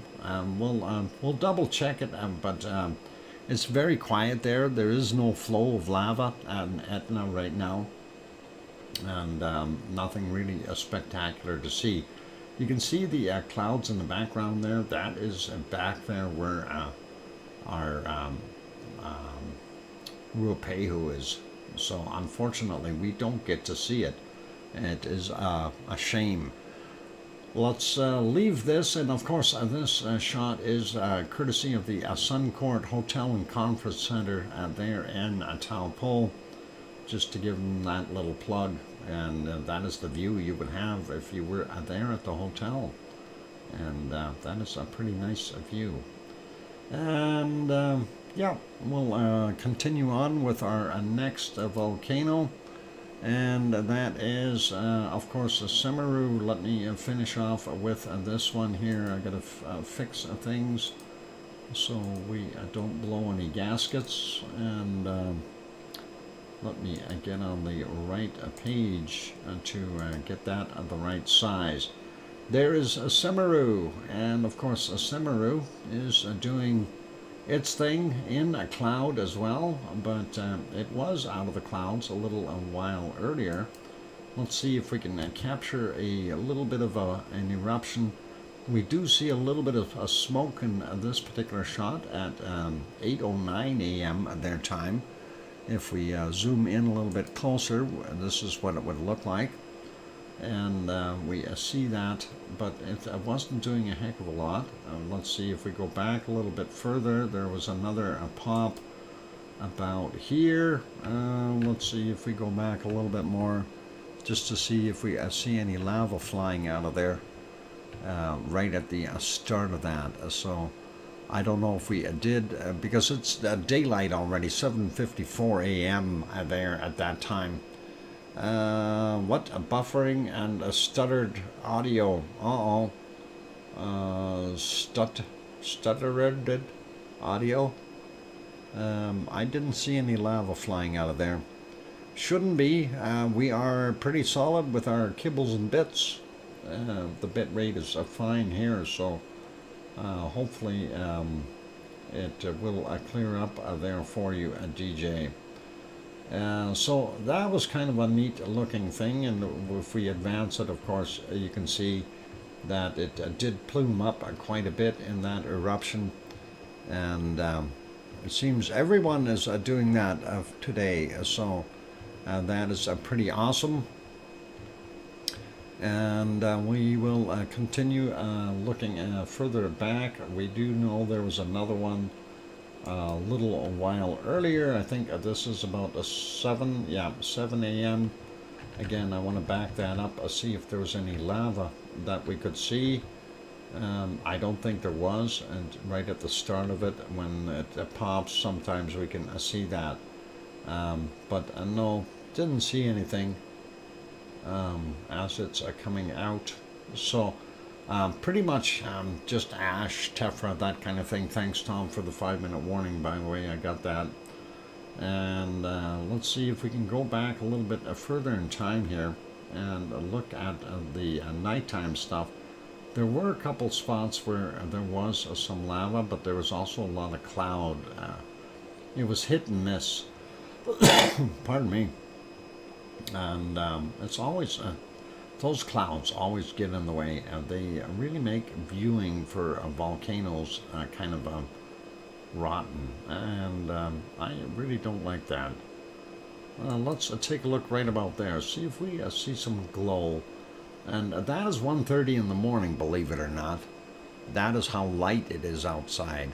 Of course, the camera iris is open fairly wide too, but that is the moonlight giving us that nice glow. I think right around here we had some. There it is. That's what I was looking for. I just want to get to the start of that, and we'll see if we can pop that open a little bit more here. Let's see if we can do this. Yeah, I'm trying to back it up a little bit more here to see where it actually started to come out, because I know it came out with a little bit of a bang. And let me do this real quick. show you the other shot here from the other small insert cam that they had, and we'll leave that down there on the bottom. There you can see that. And if we blow it up any bigger, it'll get too pixelated, but that's off of one of the small ones. So you can definitely see what it was looking like at that point in time. It did have a little bit of a burp there. I can hear kibbles and see your bits. That may or may not be a YouTube violation. What, the kibbles or the bits? Full circle Florida, either or could be very, very dangerous. I'm gonna leave that alone. But yeah, that is kind of a neat scene there, being able to see that. 1:05 a.m. is when that little eruption happened, and that was kind of nice to see it pluming out of there a little bit, and kind of cool. And I thought, yeah, that's worthwhile having a look at. So that is pretty awesome. So everyone who likes that wonderful lava and the glow, give a thumbs up, please. You guys aren't chatting very much. Maybe you're looking at the screen too much, trying to figure out what is going to come out of there. The lava monster? Maybe we'll see lava workers. I don't think the lava workers are going to show themselves. They're busy making ash. We are mesmerized. Oh, look deep into the lava. Look deep into the lava. All right, a little bit of a fun. Fun never hurts anyone, so keep smiling, and we like that. Yeah, so that is a pretty awesome. And the voice, yes, listen to my voice. Look deep into the lava. Don't jump in. It is too hot. Stay away from the lava. It will hurt you.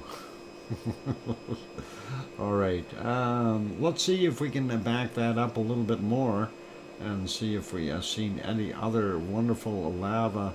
I did see a little bit coming down earlier, so I want to show that. That should be right around here somewhere. Just right before the break here, and then we'll have to go take a break. And is this where it started? Yeah, it should be right around here. It did have a little pop, and we can see that up on the other one as well. And if we keep my mouse off of there, we can just advance that just a little and see the next pop come out of there. There we go. And we'll let that kind of burst out, and you can watch that lava go down as well. And yes, look deep into the lava. You are mesmerized. It's deep into the lava. Just don't touch it. You'll burn yourself. And don't try to cook hot dogs on there. They taste absolutely horrible after. Take that one with a grain of salt. Seriously. You don't want to do that. Anyway, we do see that magma or lava scrolling down a little bit. And that's pretty awesome coming down that hill. And that is a beautiful lava. Sharon and Sue, don't you get too involved to Irish monk lava girls party for tonight. Yeah, careful. Yeah, that Irish. I haven't seen Irish monk today. He must be. I think he's busy with that party. So let's leave that be. But pretty cool looking, you guys. So we're going to leave that there for now. I don't think there was anything else that was of worth to look at. Prior to that, we were in clouds and out of the clouds, but I didn't see anything else when I was going back.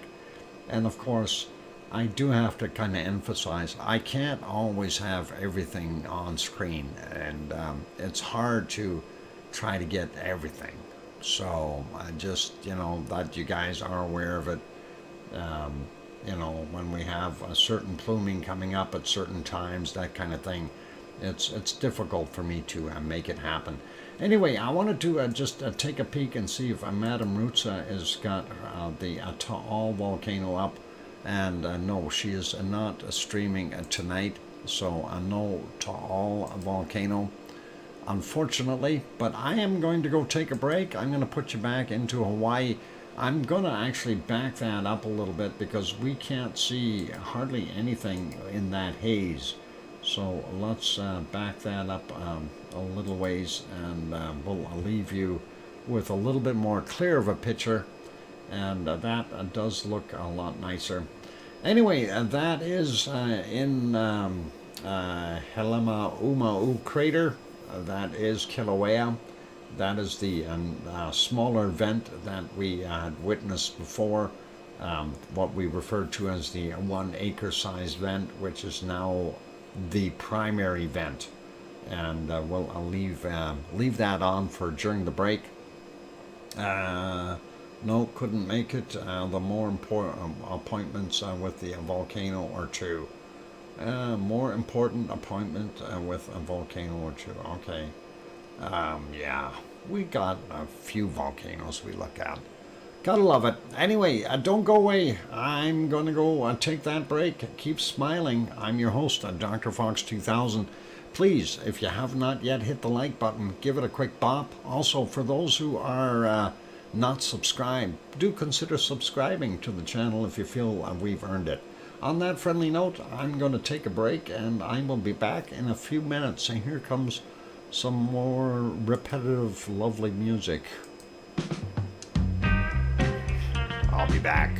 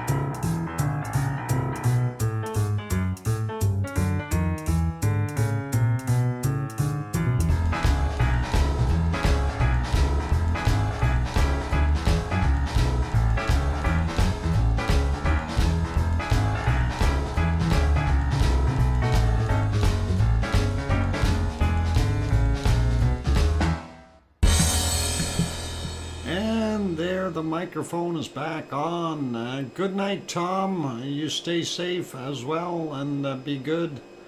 And hopefully we will see you tomorrow. So good night. And hi, Yona. What's the matter, Yona? You don't like our wonderful theme song? That is a nice music. I know it's not what they listen to in Iceland, but that's our theme song.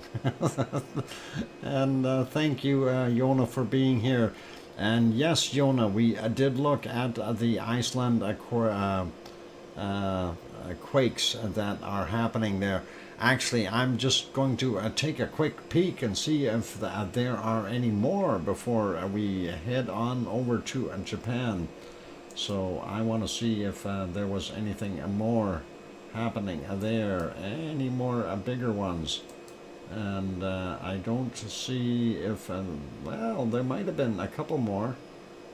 Let's count. 1, 2, 3, 4, 5, 6, 7. Seven that are over 3.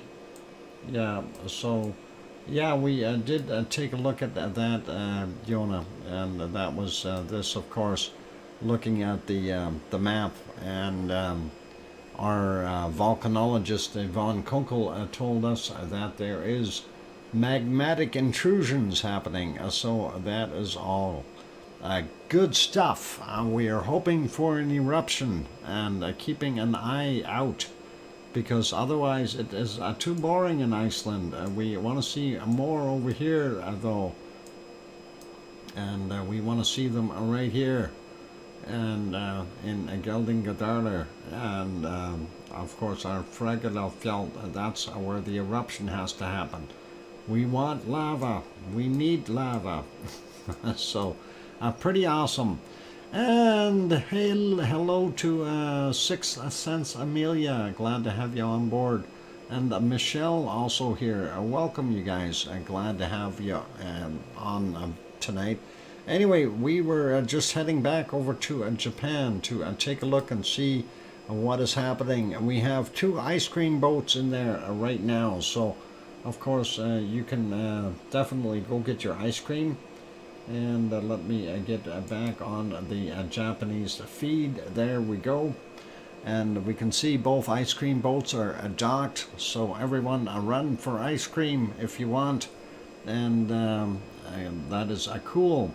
Anyway, earlier we did see the very, very powerful blast coming out of Suwanoshi-jima. And we know it was pretty awesome. I'm just trying to go back real quick and see if there was anything else that we may have missed from earlier, and I don't believe so. Let's take a look at the other camera. Raymond Bensler also on board. Thank you. Scroll back to 10:07 is when it started, the close-up cam. Yeah, we already we looked at that. We had a look at it when it was happening, and that is what we seen. Let's see if we go back there. I'm trying to find it here on my that was right about here. We were on this camera, the close-up view, and we seen that popping out, and it was quite traumatic to see the amount of ash and everything that blasted out. Actually, I want to go back. Let's leave that one right there. I'm going to just park it. I want to see from here at 10:07, so about an hour and something ago, on the Caldera camera. I want to see it pop out of there. That is, oh, that's 9:20. Let's see if we can spot that. 10:07, that should be about here, no? Yeah, that should be right around here. There you can see you can actually see, let's back that up for a second. Watch the shock wave. Watch the shock wave in there. You'll see the actual shock wave of the blast.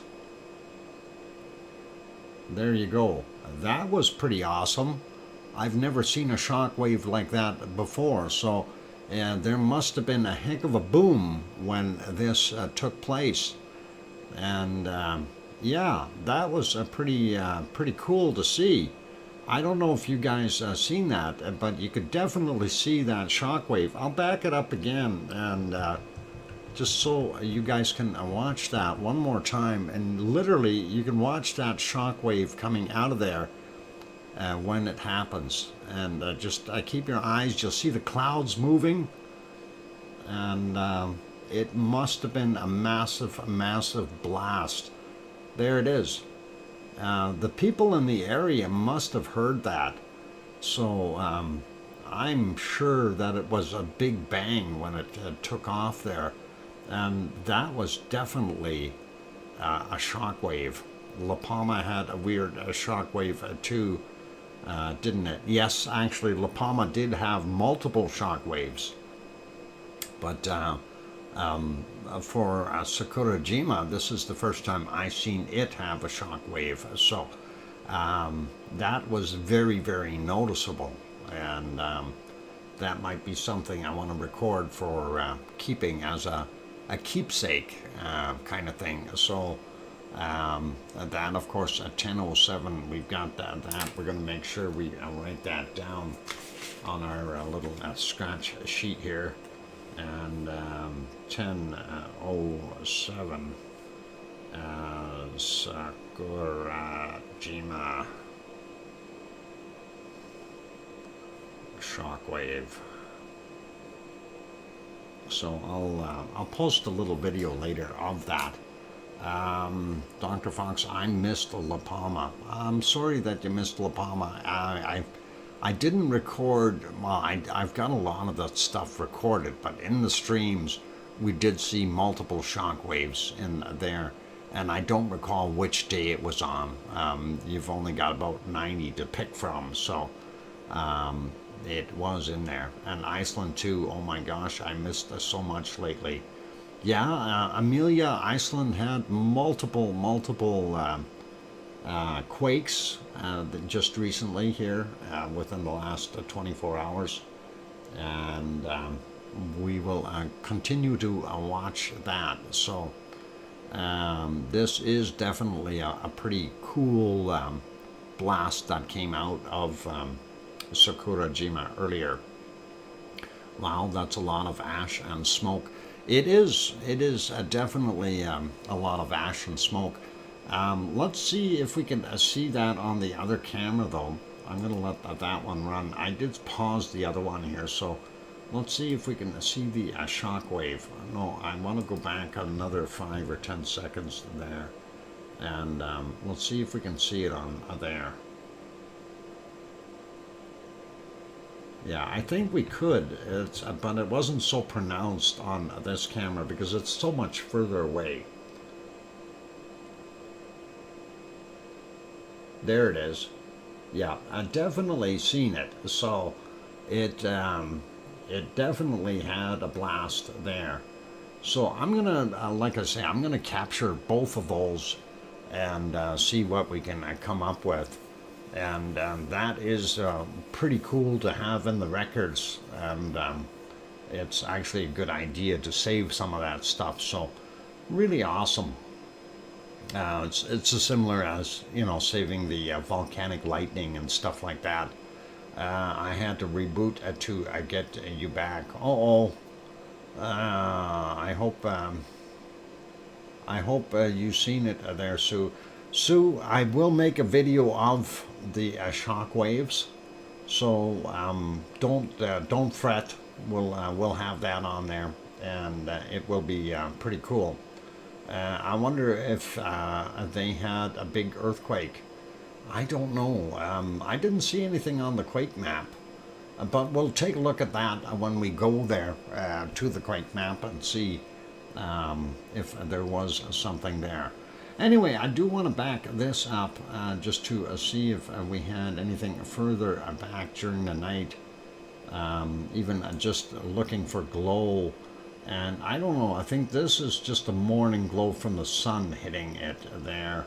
So I'm not going to worry about that one. I did see some plume of ash come out around here. This about 6 hours and something ago, 5:05 a.m. thereabouts.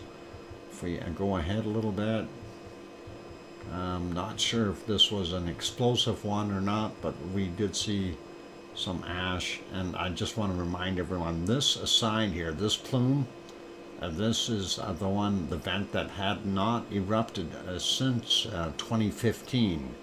So that's the one where we got the volcanic lightning from. So that is pretty cool. But let's see what we had. If we can see when it shot material out, or did it. Might have to go a little bit further to see. Yeah, it's really hard to tell in the dark here if there was anything happening. I'm going to move it ahead at 10 seconds at a time and see. Yeah, you can see there's the dark eruptive material coming out of there. I didn't see any kind of a shock wave, so this one was probably a little bit lighter as far as veracity. And well, I'll take a look and see if we can find anything else. And let's see if we go back. I know it had another eruption earlier on, and we'll read through the reports here shortly. And let's see if we can get back a little bit more. There was a lot of ash blowing towards the thing, so it's very hard to see at nighttime there.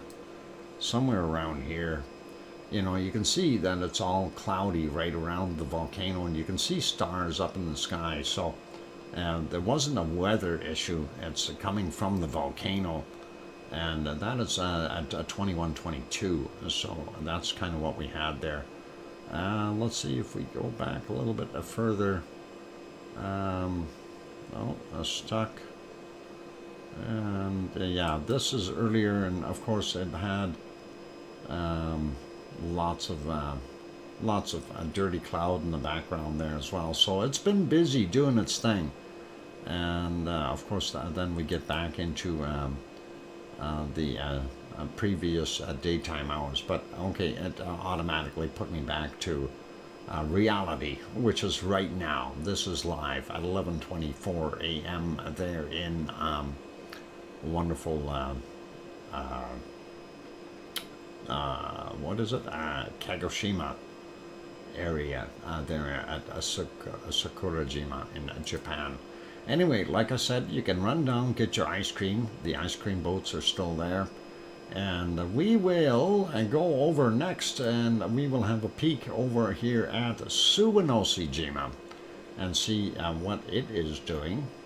And I don't know if we can tell because there's a lot of cloud, very low there. So hopefully, yeah, we do see both the front and the back vent are smoking, or steaming, or whatever they want to call it. And we can see those plumes of cloud and tephra material coming out. Seems everybody's active today, or wants to be. And going back a little bit more, okay, there's maybe a blast right in here. Let's take a look and see. Of course, this is at 5:24 a.m. You can see a fairly large plume there, and there you can see some darker material coming out. This one is terribly hard to see because of the poor video quality from that camera, but it's better than no camera.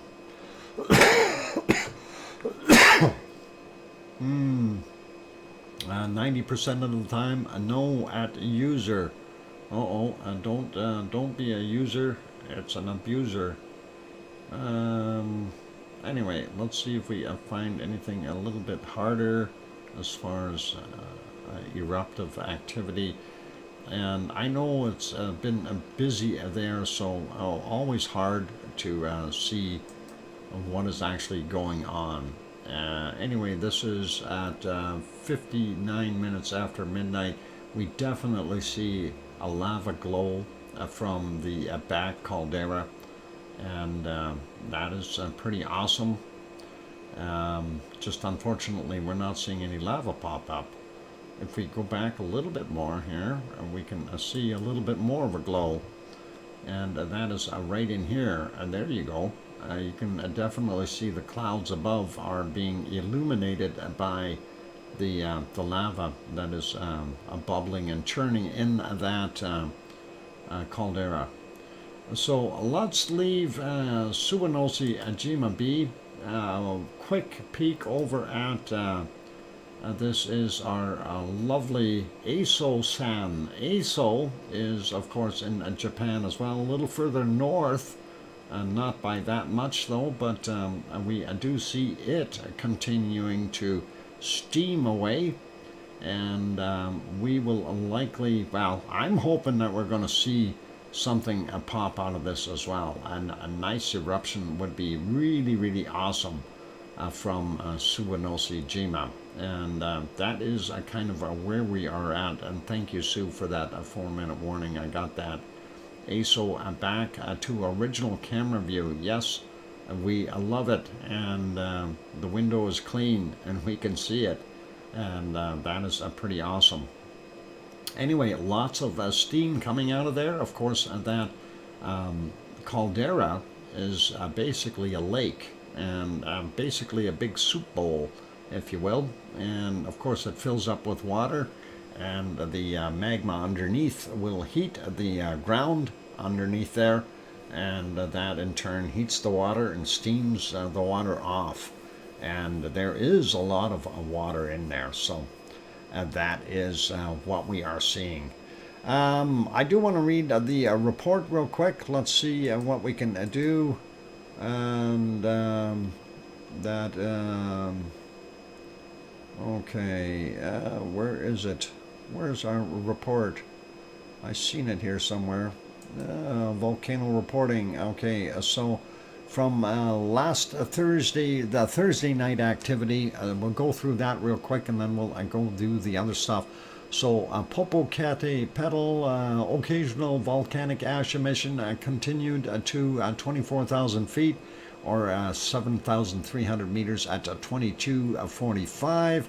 Villarrica, it erupted there at 22:23. We already talked about that.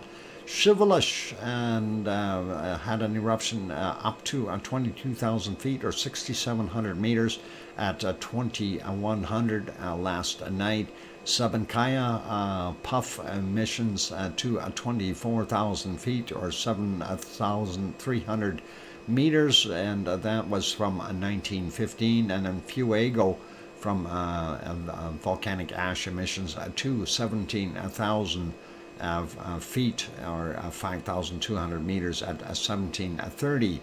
Now let's run through the stuff real quick. Today, Cotopaxi volcanic ash emissions to 24,000 feet, or 7,300 meters at 1900. And again, from 0730 in the morning, it was at 21,000 feet, or 6,400 meters. And at 15 minutes after midnight, it had another volcanic ash emission to 24,000 feet, or 7,300 meters. And that was at 15 minutes after the midnight hour. Sangay volcanic ash emissions at 21,000 feet, 6,400 meters at 15:45, and then also again at 4 a.m., but that one wasn't quite as big, with only 19,000 feet, or 5,800 meters. Suwanosi Jima exploded at to 6,000 feet at 15:45 this afternoon their time. Popocatépetl had volcanic ash emissions to 24,000 feet, or 7,300 meters at 1,500. New volcanic ash emissions observed to same height, 24,000 feet at 5:45 a.m. Fuego, of course, all kinds of them, for 16,000 feet, 4,900 meters at 14:15 15, and then the stuff on the webcam observed to 15,000 feet, 4,600 meters, 8:15, and vigorous eruption at 6:22 a.m., which is the photo we actually seen. And then, of course, or similar to that photo, I guess. I don't know. I can't remember what the exact time was on that photo. But also another frequent volcanic ash emission to 17,000 feet or 5,200 meters at 2:15 a.m. And then Reventator from 15,000 feet to 15,000 feet, 4,600 meters at 13:45, and then discrete volcanic ash emissions observed at 15,000 feet, same height, so 7:45 a.m. Sabancaya intermittent emissions to 24,000 feet or 7,300 meters at 13:30, and then intermittent puffing at 07:15. Nevado del Ruiz not observed at the current emissions at 1300, and observed at 1:30 in the morning though at 20,000 feet, 6,100 meters. Merapi 11,000 feet, 3,400 meters at 12:30, and then Carinci busy as well at 13,000 feet or 4,000 meters at 11:15, and Kilauea, separate thing. We already talked about Kilauea. So that is your volcanic report there for today. What? No effort now yet. Anyway, Yvonne Kunkel, welcome. I'm glad to have you on board. And yeah, we're waiting for the lava output. Let's hope it does something soon. Anyway, I'm putting you back over to our wonderful Hawaii for right now. I am going to go take a break, and then we will go from there. And I will do my thing. I'm going to just do some maintenance here for a second to minimize some of these screens, save some horsepower. And let's go to here. I'm going to actually back this up a little bit so we can see it a little bit better, and that would be right around here. And there we go. So for those good people who are here, if you have not yet hit that like button, please give the like button a quick bop. That would really be nice. And of course, on that friendly note, also, if you have not subscribed yet, consider subscribing if you feel what you're hearing is worthy and you feel we've earned it. Then, of course, help us out. Amelia has to go. Okay, wind direction is changing and starting to get gusty. There's mare's tails high in the clouds. Cyclone Gabrielle due to make landfall. Oh, you got the Gabrielle coming there. I hope you stay safe, Amelia, and all the best. And I'm going to go take that break, so keep smiling and don't go away. And yeah, Yvonne, you're not that much warmer than here. The winter's not over for us yet. Anyway, I'm going to go take that break. Don't go away. Hit that like button, and I'll be back in about 5 or 6 or 7 minutes. Keep smiling. Thanks.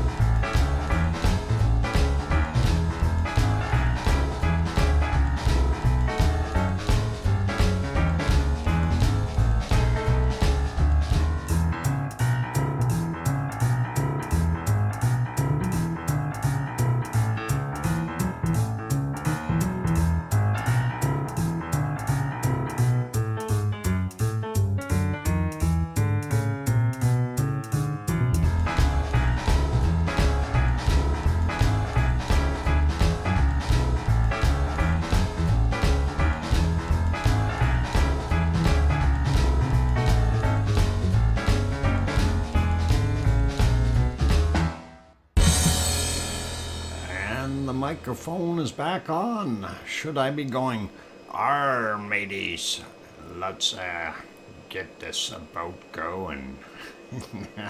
Anyway, welcome back. Welcome back, everyone. I'm glad to have you all on board here. I'm your host, DrFox2000, and you are watching a VolcanoX live stream. Presently on the screen is the newer event, or what we refer to as the 1 acre event there, that is now taken over for the primary stuff, and that lava lake is completely empty. Anyway, thank you for the welcome backs from Yvonne and Sue and Kevin and Mars 2028 and OneFish26 and Aloha Kathy from Hawaii. Good to see you, and glad that you are on board. And yeah, next place that we're going is to take a look at our earthquakes around the world. So we've already looked at what was going on in Iceland. We did have a look at those, and Yvonne promised us lava. I hope we get some lava soon. Arr, I hear you, Dr. Fox 2000. Thank you, Sharon Stewart. That'll be all right. You'll be okay in the morning. Anyway, we hope that we get to see some lava. Anyway, we are on our earthquake map. A quick peek up in the northern Aleutians here first. We see a 4.2 up in Nikolsky, Alaska. Happened at 22 yesterday, and that was from 113.7 kilometers down. And sliding down the coast here, looking at seeing what else we got. Another one here in northern California, Willow Creek area, 3.0, nothing too major. We do see this little guy out in the water, 2.7, off of Crescent City, California. That's actually, when we zoom in, that is still in that same vicinity there, where we have Eureka over here. So I'm surprised they didn't say this one was Eureka, because that is right about there. So I guess hopefully it didn't rock them too bad, and that's all good. I think the other place is called Ferndale or something in that area. Anyway, not anything too big. We do see a brand new one over here, a 3.2 in Kansas. And yeah, that's kind of a weird place, a little further out in no man's land in Kansas. And I want to kind of look at these for a second. And 3.1 and south eastern Missouri. And we remember this quake from way back when. They had a massive quake in this area that was a 7.4 with multiple shots, felt all the way out to the coast here many years ago, about 100 and some years ago now. And what do they call it? The what was it called? It's not the Meridian quake. Something started with M anyway. Maybe that is the right one, but just wanted to mention that. And it's odd to see that we're having quakes there. Nothing too serious here. 4.1 Dominican Republic, a little bit bigger than normal. Sliding down the coast, we got a 4.4 in Chile from 4:08 a.m. Today, 103. Yeah, the New Madrid quake. Thank you, Robert Frary. I appreciate that. I was trying to think of what it was called, and I was going to scratch my head for a while. It'll come to me eventually. It's in that brain. I just don't remember exactly when. But anyway, there we got that 4.4 from 4:08 a.m., 130 kilometers down. And we also had another 4.4 also in Chile, and that one is from 3:45 a.m., 107.7 kilometers down. We do see a quake down here, and this is kind of interesting. They call that the West Chile Rise, a 4.8 from 1555, 10 kilometers down for that one. Sliding over towards New Zealand a little bit more. We don't see anything new in New Zealand, but as soon as we get up here, Kermadec Ridge area, this one here is 5.0, and that was at 9:07 a.m., 10 kilometers down for that one. And we see another one over here, 5.3, in Tonga area, and that is probably shaking them a little bit. 10:06 was the time on that one.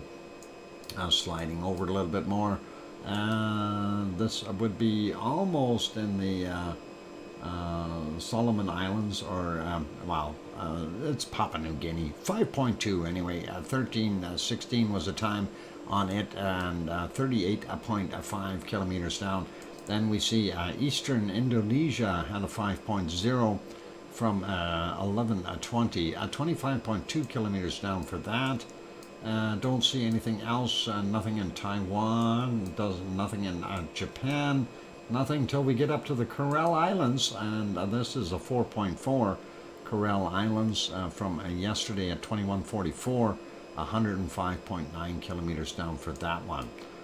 Sliding over here, we see another one in Afghanistan, 4.2, and that is from yesterday as well. 21:40 was the time on it.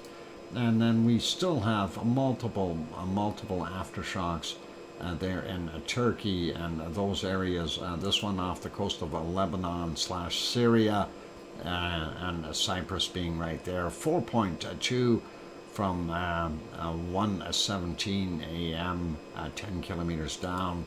Then this one again, the border region between Turkey and Syria, 4.1 from 17:24 today, going up here. 4.9 also in Turkey, 10 a.m. and 10 kilometers down, and then a couple more here.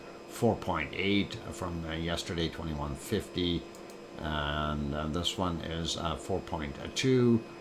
10 kilometers down, and 13:12 was the time on it, and one more, another 4.2 from 10:31.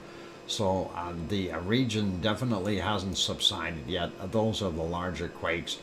I do want to report that we know the death toll, over there has risen over 22,000 people now have perished between Turkey and Syria, and it's the biggest quake disaster they've ever had in that area. We do also see this one here, 4.9, 6:34 a.m. there in central mid-Atlantic ridge, and that is a 4.9, fairly sizable. And of course, this map does not depict what we see in Iceland. We've already looked at those, but if we go to the other one here, I'm going to refresh this one just so we have it a little bit more accurate. And we do see this quake as well. This was from yesterday at 19:07, 4.7 on mid-Atlantic ridge. And then we also have this 4.9 from today at 13:34. And that is those two. And then if we take a look on this map, they only have a couple listed here. If we have, a couple more, a lot of threes. We know we counted over 6 of them that were above 3 on the magnitude scale. So that one is a 3.3. We already went through these, 3.3, 3.2, 3.7. And I think the 3.7 was the biggest one, 7 kilometers down from 1945 UTC. So that is a little bit of a shaking going on there. Also want to throw in that up here by Svalbard, we have a couple of quakes as well. 3.1 there from 8:27 a.m., 15 kilometers down for him. And then the other one, 3.4. There's actually 3 there, sorry. Which one did we click on? That's the 3.4. The other one is in the north, 3.3 from 11:32, all 10 kilometers down. So definitely some quake. I think it's a tectonic movement from looking at, everything going around. So that's what we've got for quakes today there. Let's take a look here in our Canary Islands and see what we've got there for wonderful quakes. 23, and they, I think they are, what, will be at least 60 to 70,000. Oh, what, 23, and they think we're thinking there will be at least, well, if we're going to see 60 to 70,000, that is horrible. Yeah, that is not good. Not good. If that's how high the numbers are going, Yvonne, that is absolutely a disaster. And, you know, all I can say is they got to have better building codes if that is what we've got going on there. Anyway, we only see one quake for today there in the Canary Islands, or on La Palma, I should say, 7 kilometers down from 38 minutes after midnight, and that is a 1.3 in magnitude, so not too bad. That's for the 11th. On the 10th, we did have the one from 2258, 5 kilometers down. That's a 1.4. That's just on the northern edge of where Cumbre Vieja is. And then, of course, we've got the 0.9 here.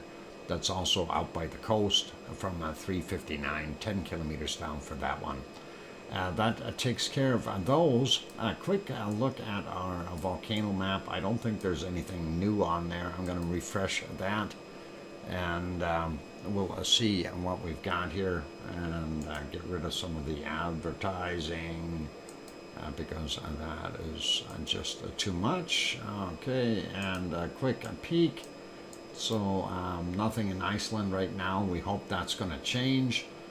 We still have our two in the Azores. We've got Michael, a volcano here in South Sandwich Islands, and then if we zoom in a little bit, there is Vajarica, Lascar, and then we go up Sabancaya there, and then of course here we have Sangay, Cotopaxi, Revendedor, and Cerro Negro, and Percy, and of course Nevado del Ruz, and that's it for South America.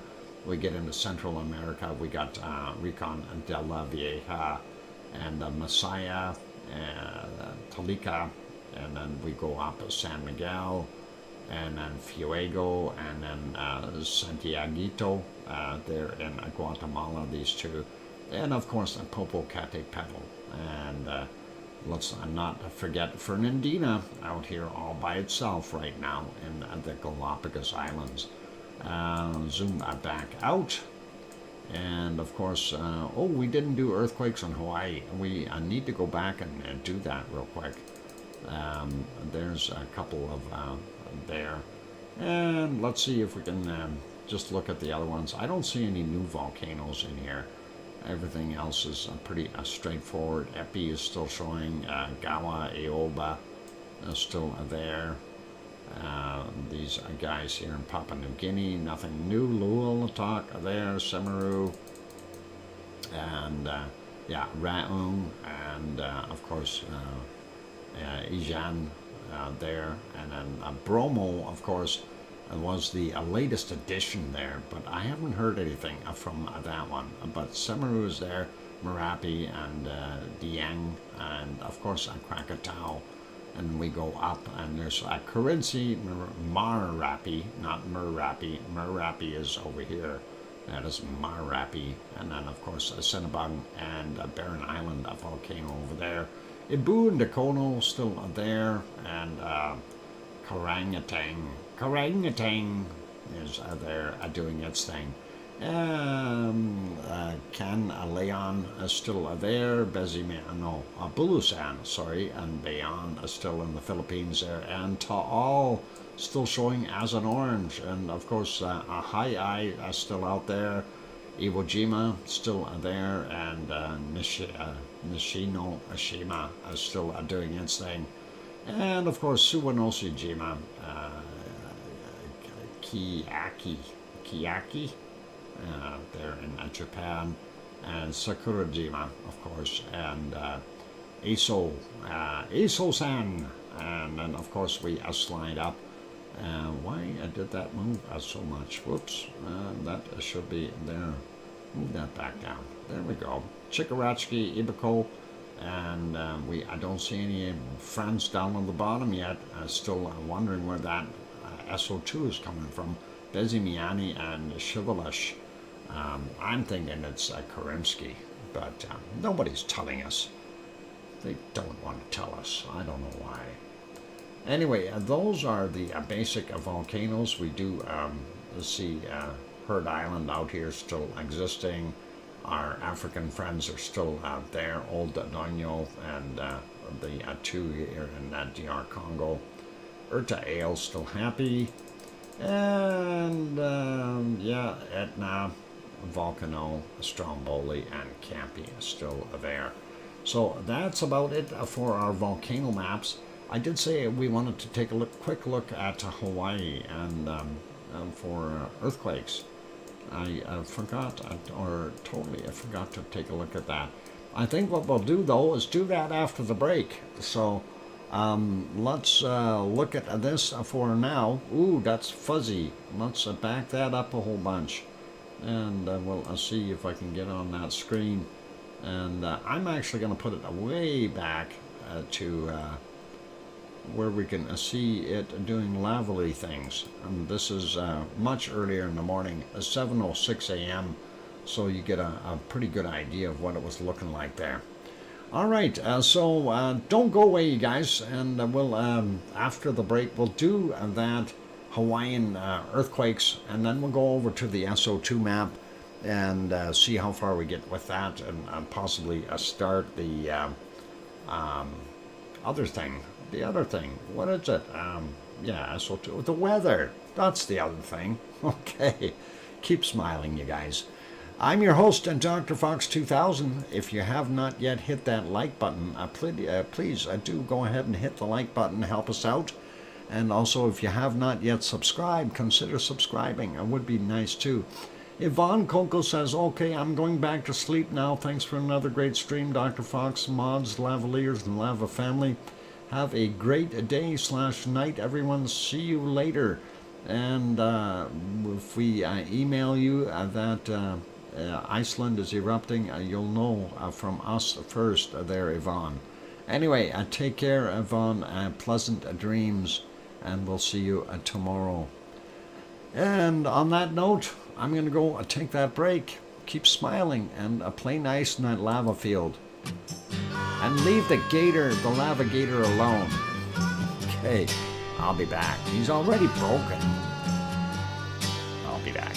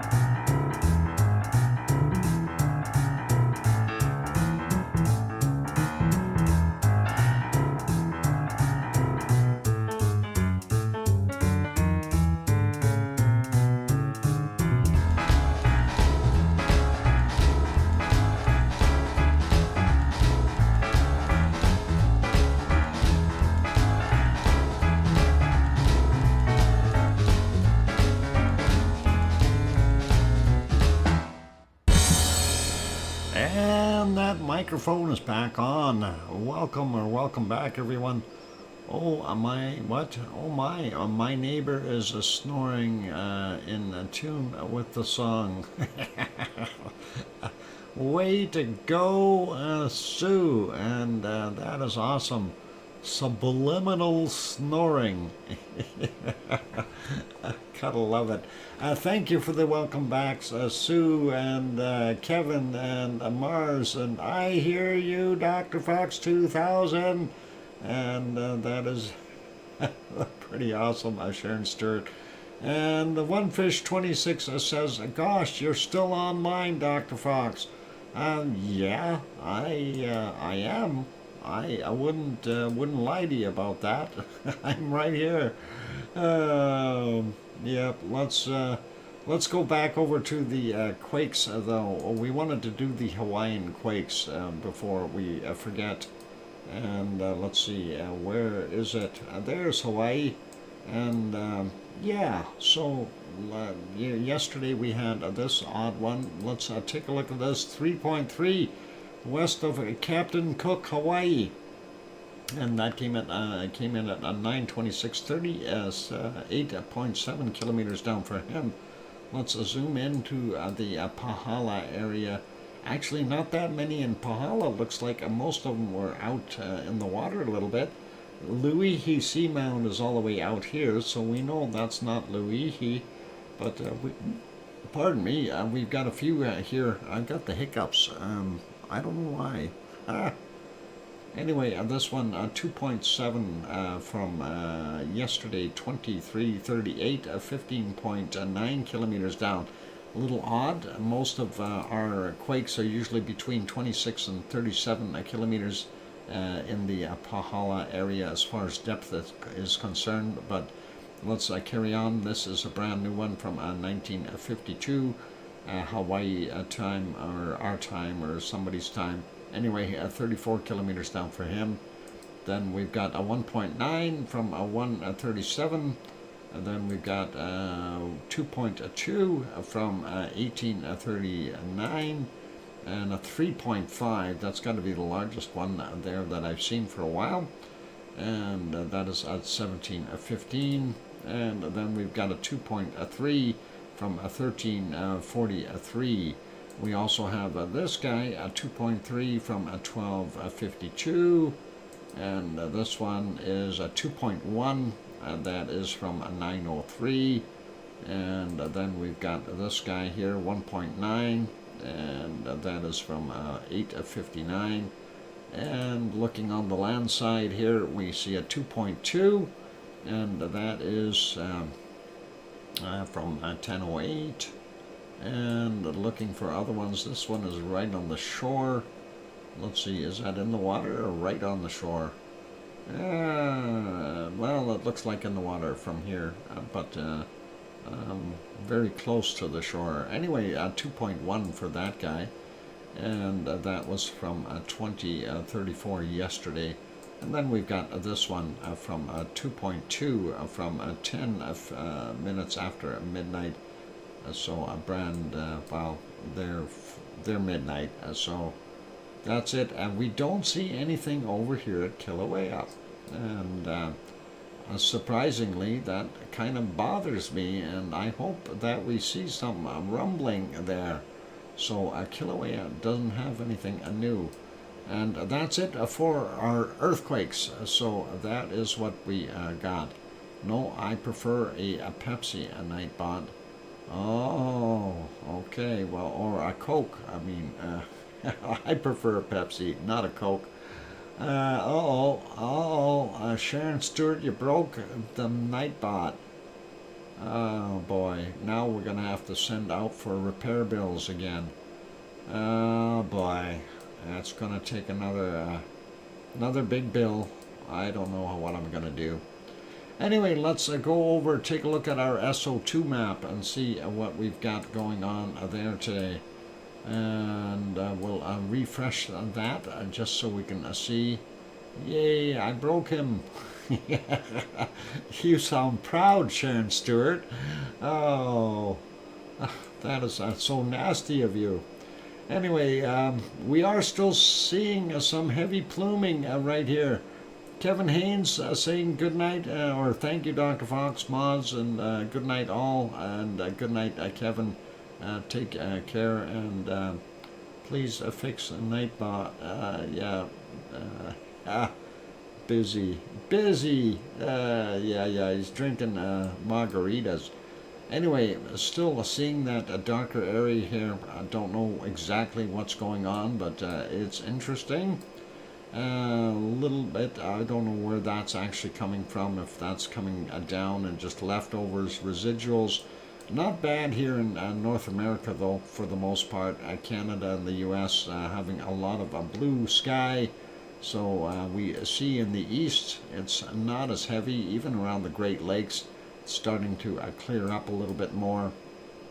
We do still see a big circulation here around Texas and Oklahoma, and going up into Kansas and a few of the other states like Arkansas and Missouri, kind of just all swirling, and don't know if that's driving some weird weather.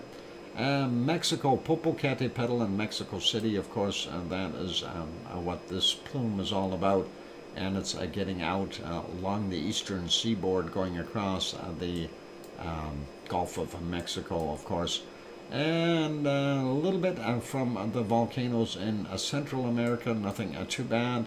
Nevado del Ruiz responsible for a lot of this, and that plume has gone over. That's over the last little while, though, that it's gone way over there, and not too much there in Chile. Pretty normal stuff. Getting pulled out into the Pacific, which is better than sitting over Argentina all the time. And again, still seeing quite a bit of SO2 down in the Antarctic area. And of course, that again, as I mentioned before, when it snows, the SO2 is trapped in the snow, lands on the shores and on the ice flows and so on. And of course, when they have the warmer weather, it melts and then is re-released. Anyway, we see there's that storm Gabrielle coming in towards our wonderful New Zealand, and hopefully they won't get hit too bad. Hopefully it'll skirt off somewhere across here, but likely it'll come right in. White Isle volcano still off-gassing there, and I'm betting dollars to donuts Leo's got his barbecue going. Let's take a look at the beach camera. Oh, they're not showing the beach today. It is blue skies there, though, so that's a good sign. That's all right. I think maybe Leo covered that camera up and they don't have visibility anymore. That's actually from the refineries out there just to the east of Melbourne. So, coking plants up in the northern portions here north of Sydney, giving off that cloud. Looking out here, not too much from Tofua. We see the stuff from our Vanuatu area is all drifted down a bit, and I think that's compliments of this storm kind of stretching it out. Pretty normal looking in Papua New Guinea area. Same thing in our Indonesian area here, Luolatak and be over there. The darker area, most likely from Semeru, but he does have some friends. And then, of course, we see Ibu and Dakono. Not too bad today, a lot better than normal.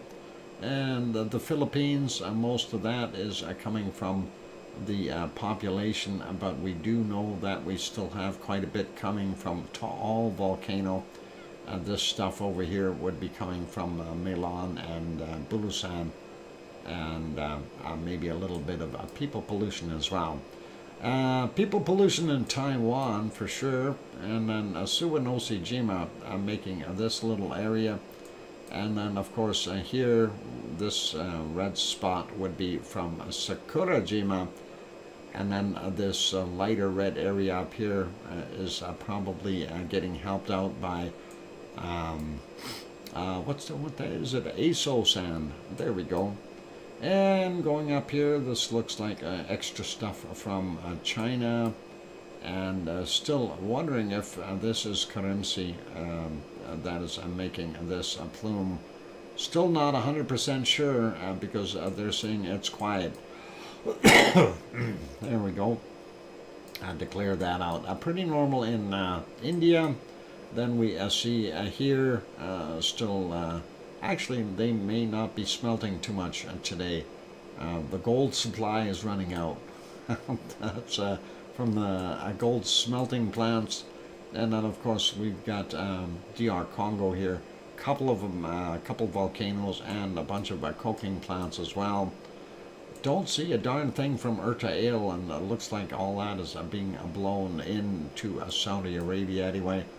We see these red spots here are the oil refineries, so in Saudi Arabia, Kuwait, as well as Iraq and not Turkey, Iran. There we go.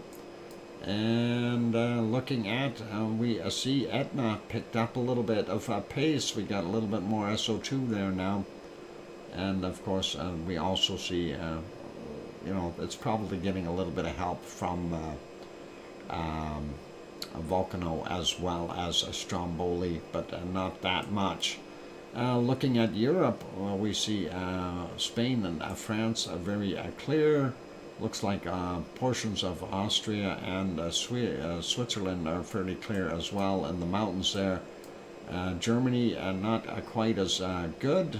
Poland a little heavier as well. And then we see the stuff here near the coastline.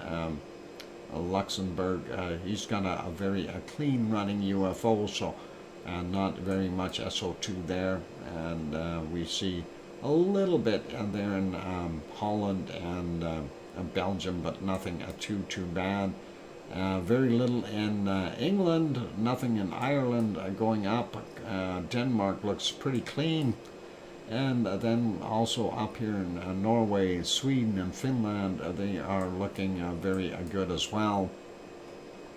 And seeing what we have here in Iceland, nothing to speak of. So it's pretty much it for our SO2 report.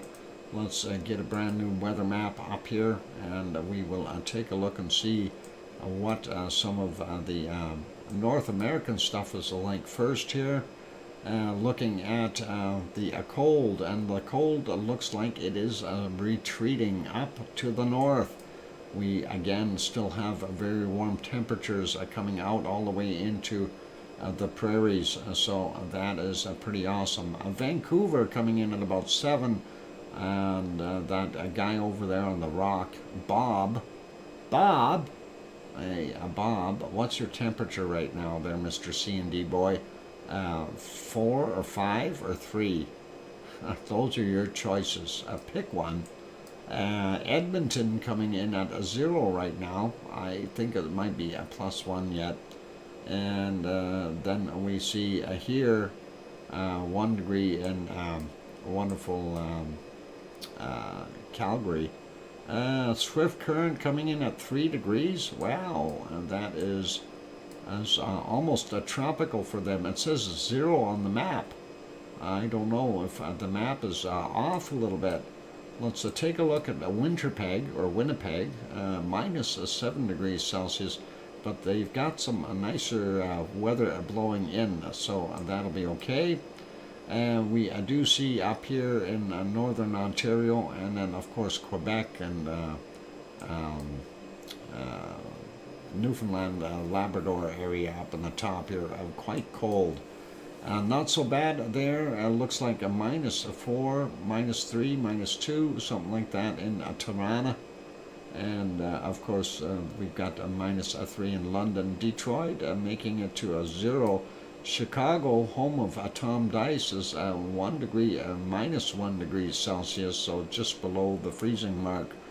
And Grand Rapids, Michigan, about a -3 there. Let's see what we've got. Northern portions of New Brunswick, not so bad, and they are better than what they were. No more -20 temps, -8 or 9. That's not bad. Halifax coming in at about 5 degrees. Cole Harbor probably about 7 or 18 or something. No, what is it? About 4, 5, 4. There, I was pretty close. I'm pretty awesome. And the St. John's coming in at a -2. The bottom end of the Avalon Peninsula is doing not so bad though. I remembered. But up in the northern portions, it is very frigid, and those, yes, the Avalon Peninsula. I said that already, Sue. Anyway, I had to throw that in there. Made sure that I remember the Avalon Peninsula. I just think of Avon, but it's Avalon. 8 degrees in Portland right now. San Jose coming in at about 9 degrees. Los Angeles about 16 or 17, depending on where you point your hamster. And let's see what we got in Death Valley. And I was anticipating you had forgotten. Oh, come on. Some things, you know, believe it or not, Sue, some things stick with me for a long time. Other stuff doesn't. But there we go, 6 or 7. It's not an app. If it was an app, I'd have problems. But 16 there in Death Valley. 10 degrees in Las Vegas. We are seeing 13 in Mexicali. That's not that warm. And we are seeing 13 or 14 in Phoenix. And of course, it's nighttime temperatures now, right? That's 8:30ish, just about there. So that's what we're seeing. Tucson coming in at 12. And let's see what we've got here in Albuquerque and New Mexico, 1 degree. That's not that warm. Let's go down to the bottom end here. We see that cold pushing back down. Hopefully it'll turn and go the other way. And that cold is not so good. Only seeing about 12 or 13 degrees down at the bottom end of Texas. San Antonio coming in at about 8 or 9. Houston at about 9, same thing. Austin about 5, brr. And then we get up to Dallas, only 3 degrees Celsius. Oklahoma City is 0. They're going to go ice skating there. Little Rock, Arkansas, 5 degrees, so a little better. And 12 there in New Orleans. And let's go down to Miami. See, we got 23 in Miami, not bad. Looks at Jacksonville, about 18 there. That is a pretty nice. Tallahassee coming in at 16. Atlanta about 10 degrees right now. And going up to Charlotte, North Carolina, 12 degrees. And Grandma B's hiding all the heat. She's got 16 degrees Celsius there right now. That's pretty awesome. And there we got 9 in Virginia Beach, in Philadelphia about 7, and about 8 in New York, and about 5 there in Boston. Oh, I clicked on it. I didn't want to click on Boston. But let's go down and see what the Mexican areas are like. It looks like the heat is, or the cold is trying to push down, but the heat is battling it. And we see still a little bit on the cool side on the Baja of California. And Mazatlan, the big vacation spot, coming in at about 19. And then we have, of course, Puerto Vallarta. I've been there, 21 degrees right now. That's not bad. We do see some very hot spots in here at 25, 26. That's not bad. Anyway, Mexico City only at 12. They're in a little bowl over there. Acapulco, on the other hand, at 28 degrees right now. I keep looking at that going, that's pretty nice for the most part. Selena Cruz is coming in at 26. Cancun, 24 degrees roughly. Let's go keep sliding south here. And we see still some very warm temperatures in Colombia and Venezuela. Some spots up to 32 according to the map. Some very nice temperatures holding here in the Amazon and those places as well. Really, really nice. And then we see not bad here in Bolivia with 24 for the most part. A little colder when you get up in the mountains though. And Paraguay coming in at about 25, 26, 24 in the bottom end, 27 in some of those places. Quick peek at Rio de Janeiro, 24, as Sao Paulo are coming in at 21. Buenos Aires are coming in at 28 right now. That is pretty awesome for them. And we see some of the high temperatures in here getting above the 30, 34. Wow, that is pretty awesome. But up in the low 30s, so that is not bad for those guys in Argentina. And we do see the bottom end of Argentina, though, starting to get cold. I did want to check here, Paysandú right now coming in at 27 degrees Celsius. So that is what we've got there. It is break time, you good people. And when we come back from the break, we will go take a look at New Zealand. And, of course, the Australian outback and so on once we come back from the break. So give me a little bit of time, and I will we'll leave it on this lovely shot of the weather for right now. Or no, hang on, we'll put it over to Hawaii. We'll see if we can see a better time though from the other vent. And we'll leave it right about here. And you guys can watch that lava flow from 8:05 a.m. there in Hawaii. And on that friendly note, I'm your host, DrFox2000, and I will be back in about 5 or 6 minutes. Don't go away. Going to take a little break, I'll let my voice rest, and then we'll carry on with our wonderful weather. Don't go away. Hit the like button if you haven't done that yet.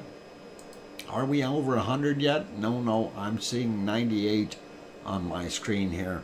So if anyone hasn't hit that like button, now is your opportunity. We only need a couple to get over that 100 mark. So give it a bop if you haven't done so. And it's Friday night, you guys. I'm surprised that we only got 19 people left in the stream. And that is, I know everybody wants to see lava. They don't want to see weather. Whether or not we see it. But anyway, I'll be back. Don't go away. Keep smiling. I'll be see you in a few minutes.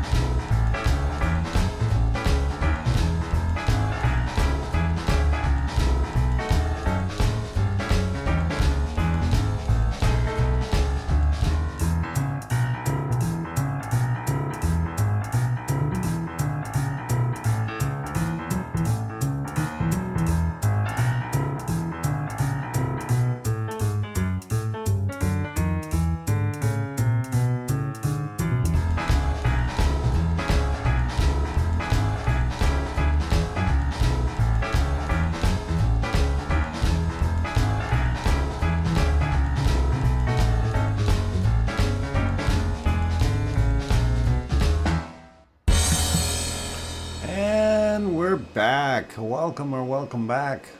I'm just watching the bunnies fighting. I don't know what that one bunny thinks he's doing. He's trying to be boss of all the bowls. And they just about spilled the bowl.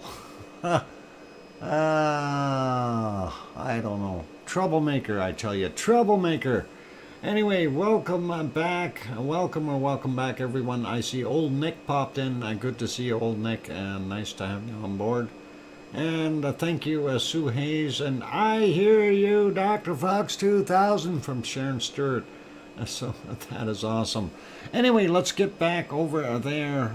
Yeah, Boss Bunny. And I don't know. I don't like that, though, when the one tries to take over all the bowls. There's, what, 1, 2, 3, 4, 5, 6 bowls out there and one bunny eating. And you don't want to let anybody else eat. Anyway, getting back to our wonderful weather, let's take a look at New Zealand. That's where we were off to next. Starting to get trout mumbles, starting to balk backwards, getting my merds wixed. It's time to hurry up and finish. So, yep, bottom end of South Island, fairly nice. Right now, Christchurch coming in at about 19-20 degrees. Wellington about 20 degrees. Taupo coming in at about 20 as well. Auckland coming in at 21. And up here on the peninsula, I don't know, we're seeing about 20-21 as well. That storm Gabriel doing its thing, being nasty. Anyway, let's look at Tasmania. Hobart. I made it to 21, 22, and very warm there, up to 27 in some places in Tasmania. That is all cool. Or warm, actually. 25 there for Leo in wonderful Melbourne, and then we see 19 degrees in Adelaide, and we see 31 in Sydney today. Looking in the outback here, we see those 41, 42, for possibly 43 degree temperatures. Oz, home of Oz, they're at 33 degrees. Not so bad for that area. Looking at the rest of the interior, do we see any 34s in here? Or I mean 43s? There, yeah, 43 in the outback. Yep, some very hot temperatures. Perth coming in at a better temperature, 23, 24 or something like that. Let's see what we've got, and I'm glad that storm is not over here in the Little Islands, but still not good for getting over there to New Zealand either. That's going to be a bad storm. We see Fiji coming in at 29, 30, and still holding some really good temperatures there in New Caledonia, as well as, of course, Vanuatu area. Looking at Papua New Guinea, we've got lower lying areas up to 30, 31, 32 degrees, depending on where you are. And looking at Indonesia, everything is pretty warm there still, holding some nice temperatures, 28, 29 degrees. And that goes for Java as well as over here on Sumatra. Bangkok coming in at cooking 30 degrees. It says 32 there. Wow, that is pretty hot for them.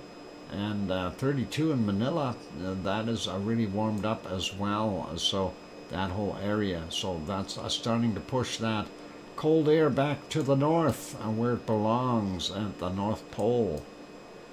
Looking at down here, Kagoshima in Japan, 12 degrees right now. That's a little better than what they've been getting. So nice to see a little bit of warmth, but we do still see some cold stuff in here as well for them. Tokyo over here coming in at 11 degrees right now. That's not that bad, a little warmer than before. Still seeing some cold temps up in the mountain or high ranges there, and single digits for a lot of the other stuff till we get up on the northern island here. Sapporo coming in at a -4, and they've still have some pretty cold temps. So that is what we got. Looking at what we got on the Kamchatka Peninsula, it's still winter there. Let's not look at that. And let's see, Sri Lanka down by about a degree right now, which isn't too bad. Delhi starting to warm up, 17 degrees, and that is the best we've seen in the last month for them. So nice to see that. And here in Madagascar, still some pretty nice temps. Nothing to panic about. It looks like about 20 degrees there in Cape Town or close to it. Most of Africa looks like they are starting to get their warmth back, and that includes portions of the Sahara Desert. But we see it's only 8 degrees in Cairo, UAE, in some spots down to 11 today. Still very, very cold for these people. Saudi Arabia, those places, quite cold, very abnormal temperatures for this year. Looking at our Turkish temperatures, we're seeing the very cold stuff back down in the western side, or sorry, eastern side here, down to almost minus 20. And those people that are affected here, some of the areas are minus 10, minus 12 degrees. That's just horrible. Malaysia, minus 5 right now. And that is very cold for trying to rescue people. Adana, a little bit warmer at 4. Let's take a look at what Piggy has got. Piggy has got about 9 degrees Celsius according to this. Thank you, Sue. And let's go over to Sicily and see what we've got at Radanzo. It says a minus 3 here. I don't know if I believe that, but that's what they've got. Possibly some snow or something happening there as well. And we'll see. And when the fella gets chased by beach bunnies, he runs very slowly. Very slowly? Minus 1 according to what Sue brought up. Beach bunnies, yeah, I guess you might even trip accidentally and have them, never mind.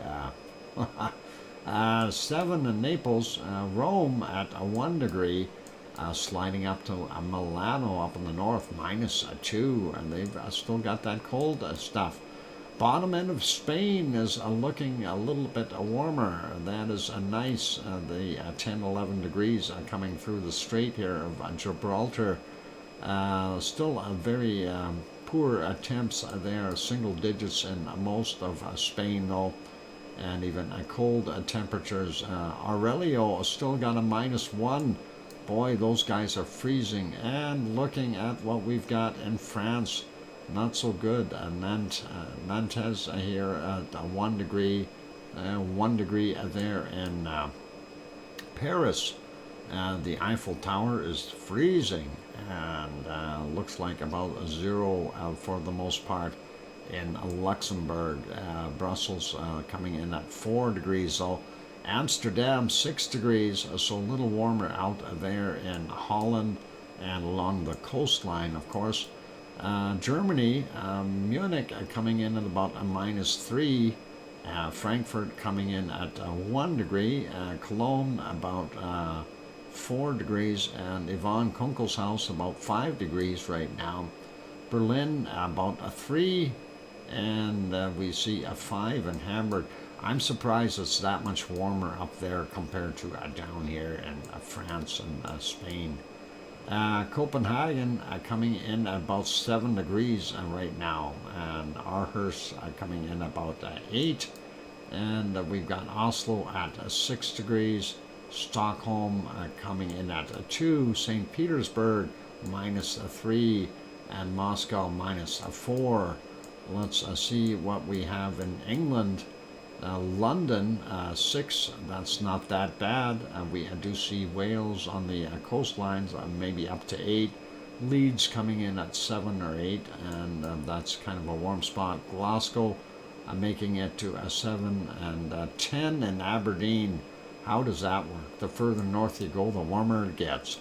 And let's see, and we got Dublin coming in at about 6 degrees, and Irish Monk's house will be over on the other side here, and that will be about 8 degrees there.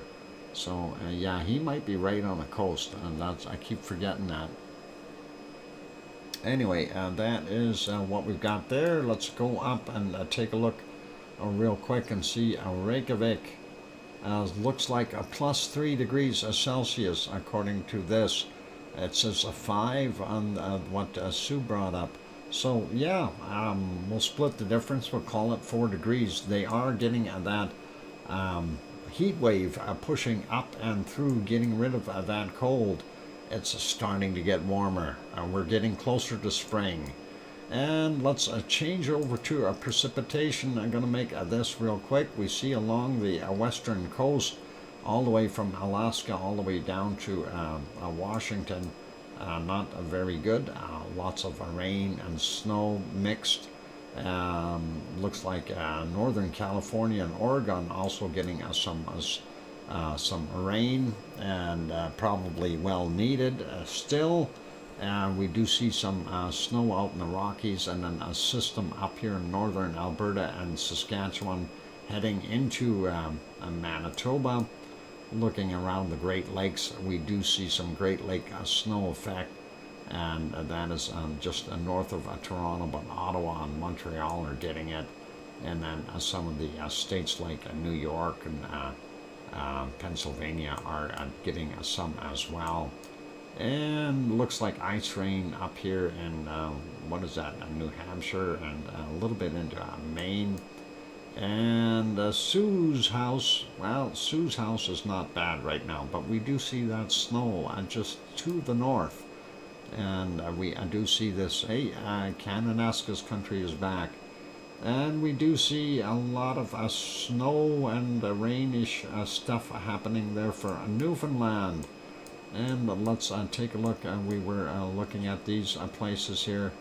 Yeah, not bad. We do see this system here in, looks like Louisiana, and up here in Tennessee, and those kinds of places. Arkansas, I think, is what that is. Yeah, it is. And yeah, hopefully that won't be too bad.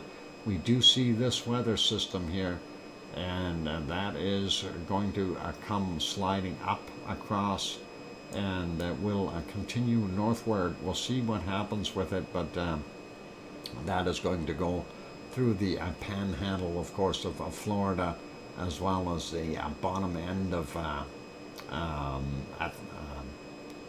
Georgia, and of course South Carolina, North Carolina. Hopefully not too bad. Let's take a look real quick. South America, yep, lots of rain in the rainforest. Not going to worry too much about that. We'll take a look at Paysandú. No rain in that area in Uruguay. The rest is okay. We do see some rain and stuff down there in Chile, because it is chilly. And we see a few spots of rain on the South Island, up in the northern portion, and a little bit down in the south, and a couple spots on the North Island on the bottom end, and then we're starting to see some rain along the coastal areas. And here's that nasty storm, Gabrielle, and that definitely looks like it is going to be a nasty one if it heads for New Zealand. No rain in Tasmania, or, well, we got one little spot, I think. No, hang on, that's a lake. Sorry. Yeah. I don't think it's going to rain in the lake, but we got a tiny bit there. Nothing for the most part till we get up in the northern portions of our Australian outback. Still a whole bunch of storms through Indonesia and Malaysia and the Philippines. We do see Freddy and Dingangi out here. These two, they're bad. And then, of course, we have Gabrielle there. And going up, looking north of Taiwan, out hitting the coastal area of China, getting pretty nasty. looks okay for the most part there in Japan, and then off the coastal. Don't go into that messy storm. Looks like they've got a high sitting there in the Sea of Japan. That'll help keep things a little bit warmer. And Kamchatka Peninsula, of course, some snow there. And looking at, well, let's see, back up here. We don't see anything in India. So looking at the southeastern side of Africa, they are definitely getting some rain there. And looks like some rain here at the northern edge of Egypt and those places along the Mediterranean. And nothing for Piggy, no rain, so she'll be dry there. A little bit of moisture there in Sicily, nothing major. And a little stuff down in the southwest corner there, looking at, southeast corner of Spain. And looks like the Canary Islands are getting some rain, and that system has moved through as well. Looking at, looks like everything in Germany is fairly dry, England is fairly dry, France, Luxembourg, all those places are very dry looking right now, with the exception of when we get to the eastern portions where we see a little bit in Poland, but northward there all the way up to Helsinki, getting some snow and rain. And then, of course, along the western Norwegian coast, continuing to get more precipitation and both ice bugs and raindrops. And here we see rain for the most part there in Iceland, and snow, rain along the coastal areas. Once it gets on the interior, a little colder there, it turns to snowflakes. Let's go find our temperatures and see what we can do, and find those cold temps. We should be seeing colder temperatures now in the Antarctic. They are getting a nighttime again. I already see a minus of 49 degrees there. So that is definitely getting colder. Minus 49 so far. As far as the cold, I see a bunch of 47s. And let's see what we got here. Yeah, I think I'm going to have to live with a minus 49. I don't know yet. Let's see if we can find anything colder, minus 50 or 51. I had penguins reporting colder temperatures to me earlier. So let's listen to what the penguins say, because they know best. They are down there.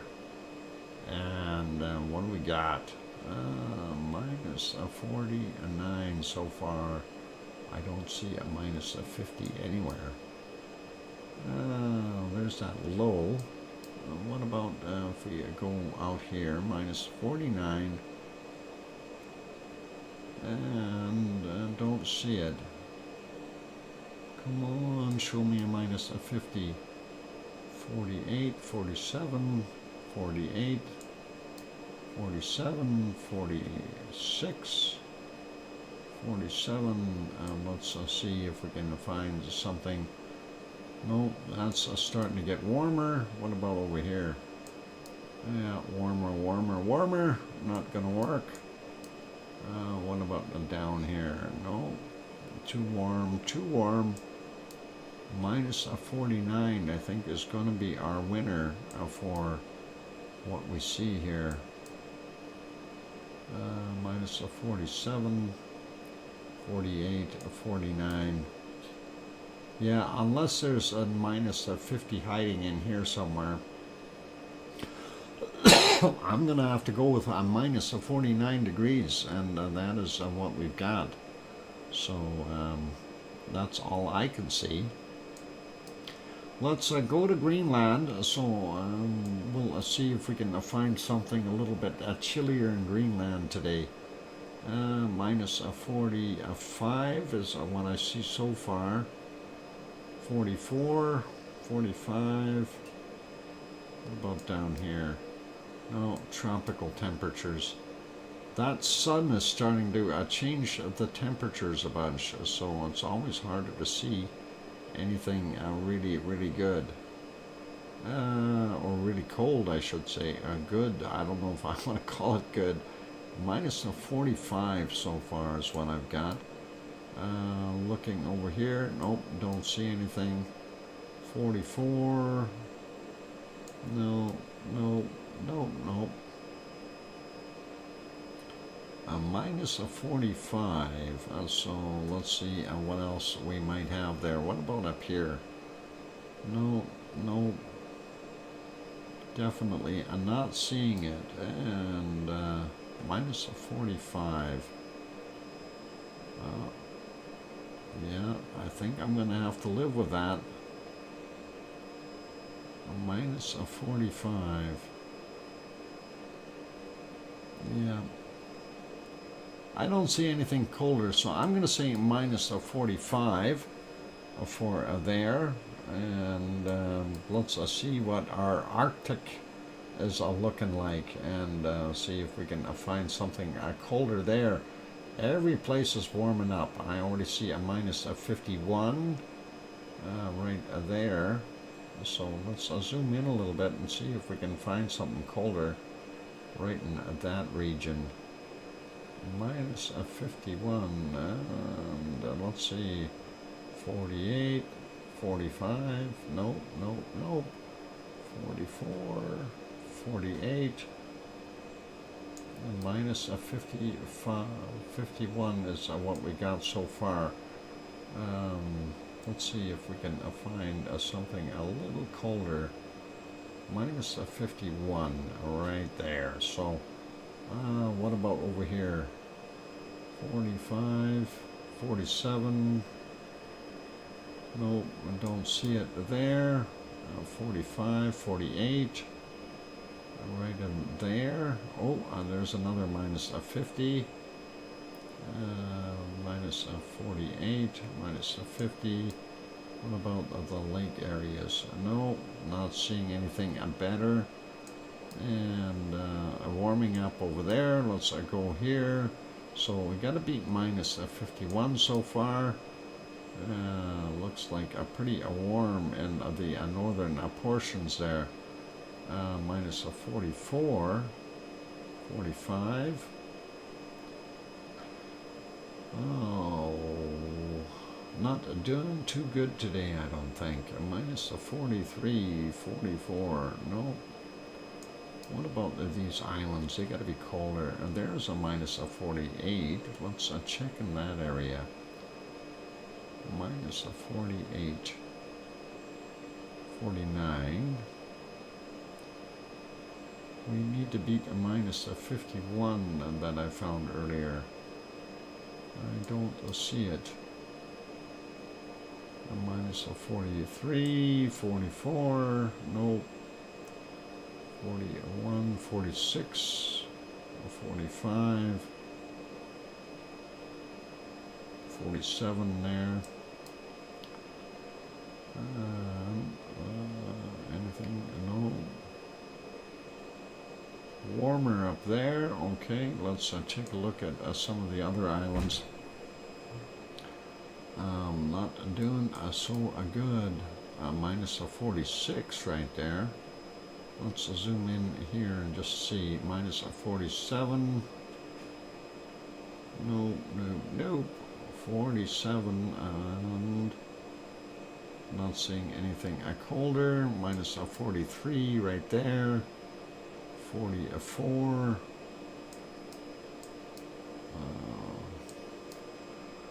What about this stuff up here? Some of the islands. No. What about this cold area here? Minus a 45. Minus a 44. Well, I don't know. I think I'm going to have to stick with that minus a 51 that I found. And that might be it. I'm going to suffer. Oh, hang on. I see a minus a 52. There we go. So that's minus a 52. Do we have a minus a 53? Yeah, minus 52 for sure. And just not seeing anything colder. 51 there.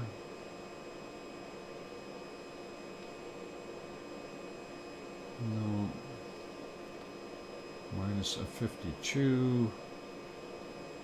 Let's zoom in on that spot. Minus a 52.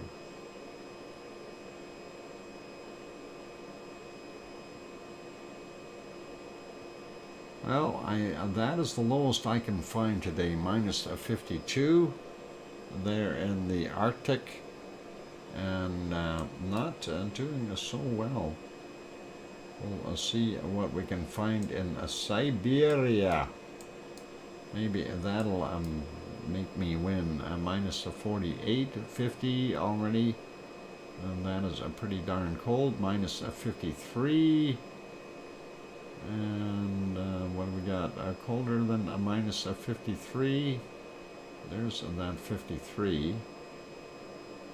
And not seeing anything there. 45. Nope.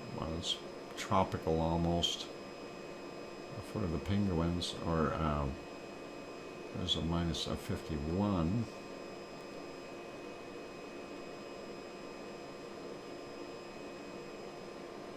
Minus a 51. We already got minus a 53. So let's see what else we can find.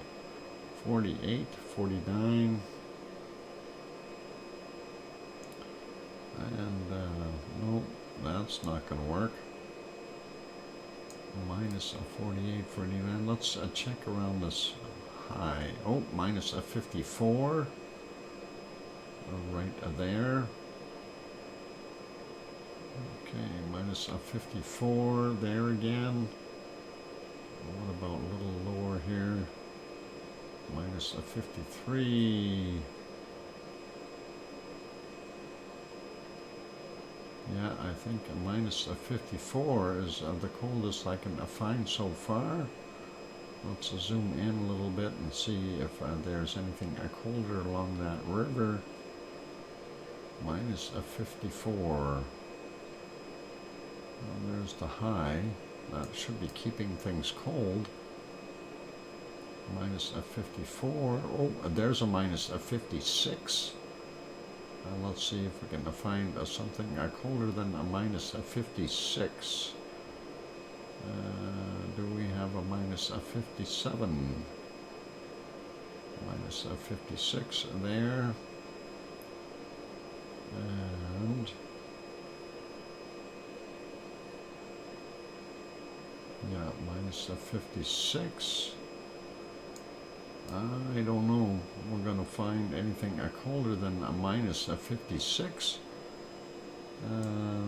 Let's see if we keep sweeping this area here. Well, I might find something. Minus a 52 right there.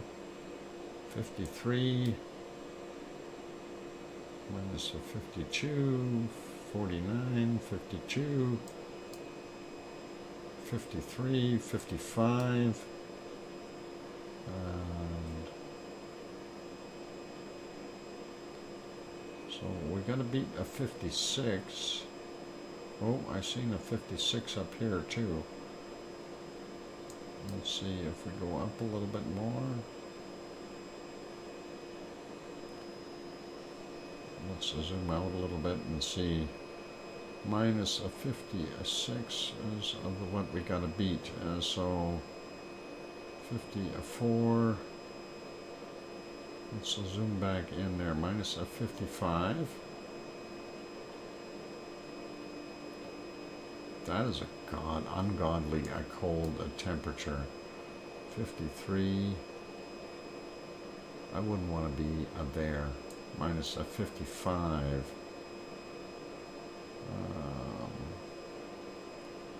Yeah, I don't know. I think a minus 56 is the coldest that I found, so I'm going to have to live with that. Let's just check a couple other spots. So, yeah, I'm going to live with it. A minus 56 degrees for the cold up there. So, that is all I've got, you guys. I don't see any other ones.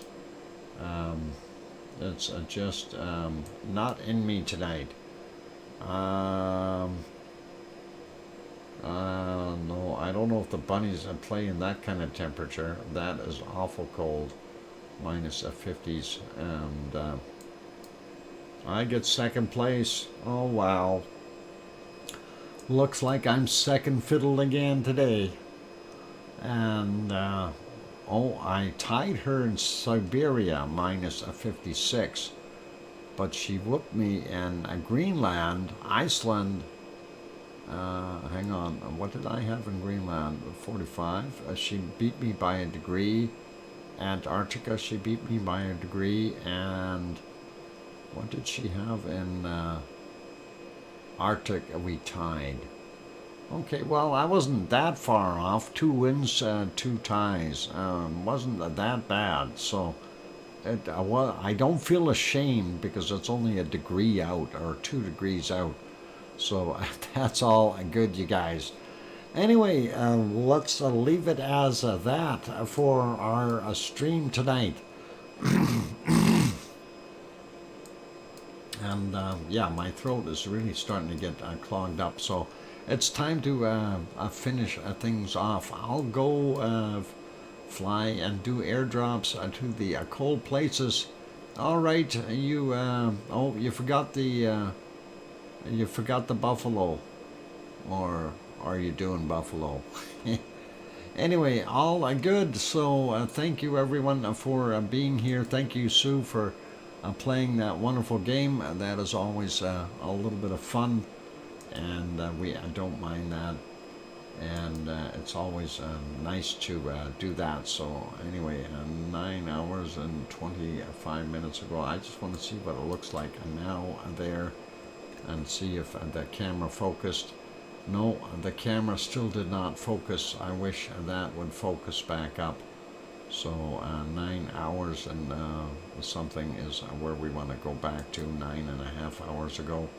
We'll leave it there, and no buffalo up in the cold places. Okay, no worries. They are smarter than us. Yeah. All right, you guys, that is it. I do want to take a final peek, though, before I leave. I want to take a look at where's my mouse. My mouse, I see it. There it is. I want to just refresh my... Oh, I'm seeing the harmonic tremor chart go down quite a bit. We did not do our wonderful... Italy today, or Sicily, because it is all clouds, and that is unfortunate. So we can't see a darn thing there anyway, and we don't have any stream coming in from our Stromboli. Their camera is still offline, unfortunately. So everyone else is what it is, and we're going to have to leave it as that. So thank you everyone for being here tonight. We do still have 20 people in here. I see my likes are up to 105. That is awesome. Thank you everyone for being here. Be good, be kind, take care of yourselves. A big thank you to our moderators, Arizona Snowman, Piggy, CND Boy, Gary 24/7 Live, AZ Skies, and of course Joseph Fields, Texas, and Lucas Snow. Thanks, moderators. Appreciate your hard work and being there. Also, a big thank you to all of our members who are in here. Thank you, members.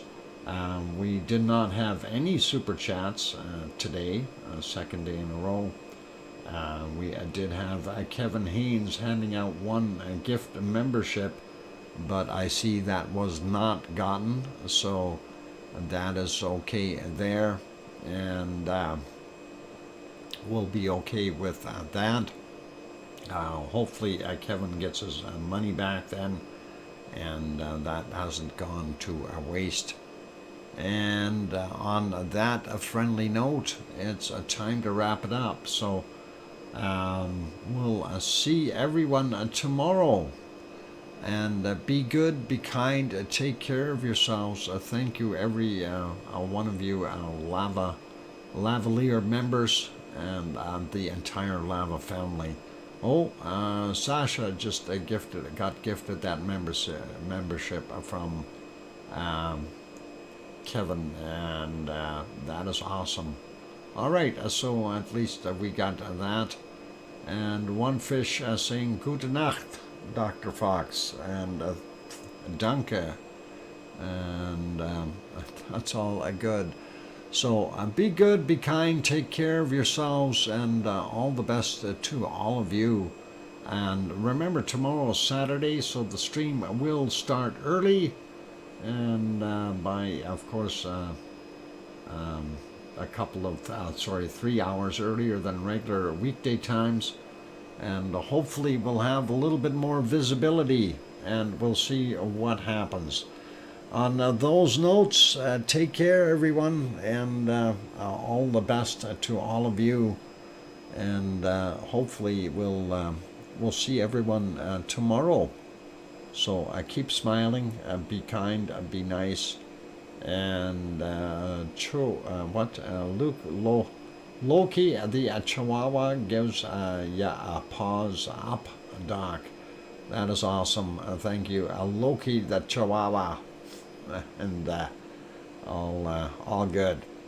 And thank you, Sue, for all the input. Do appreciate that.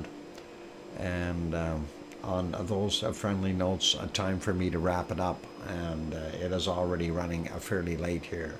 So good night, everyone. Take care, and be kind. What do I need to get the mail? Dirt in eyes. I don't know if you need to get the mail. It's probably just bills anyway, Kathy. Do what I do, just don't pick them up. I'm kidding. All right, you take care, everyone, and be good, be kind, and we'll see everyone tomorrow. And I will end my stream with my regular words of wisdom. Please, please tell your loved ones that you love them tonight, for tomorrow is never promised. Good night, everyone. I'm your host, DrFox2000. Oink, oink.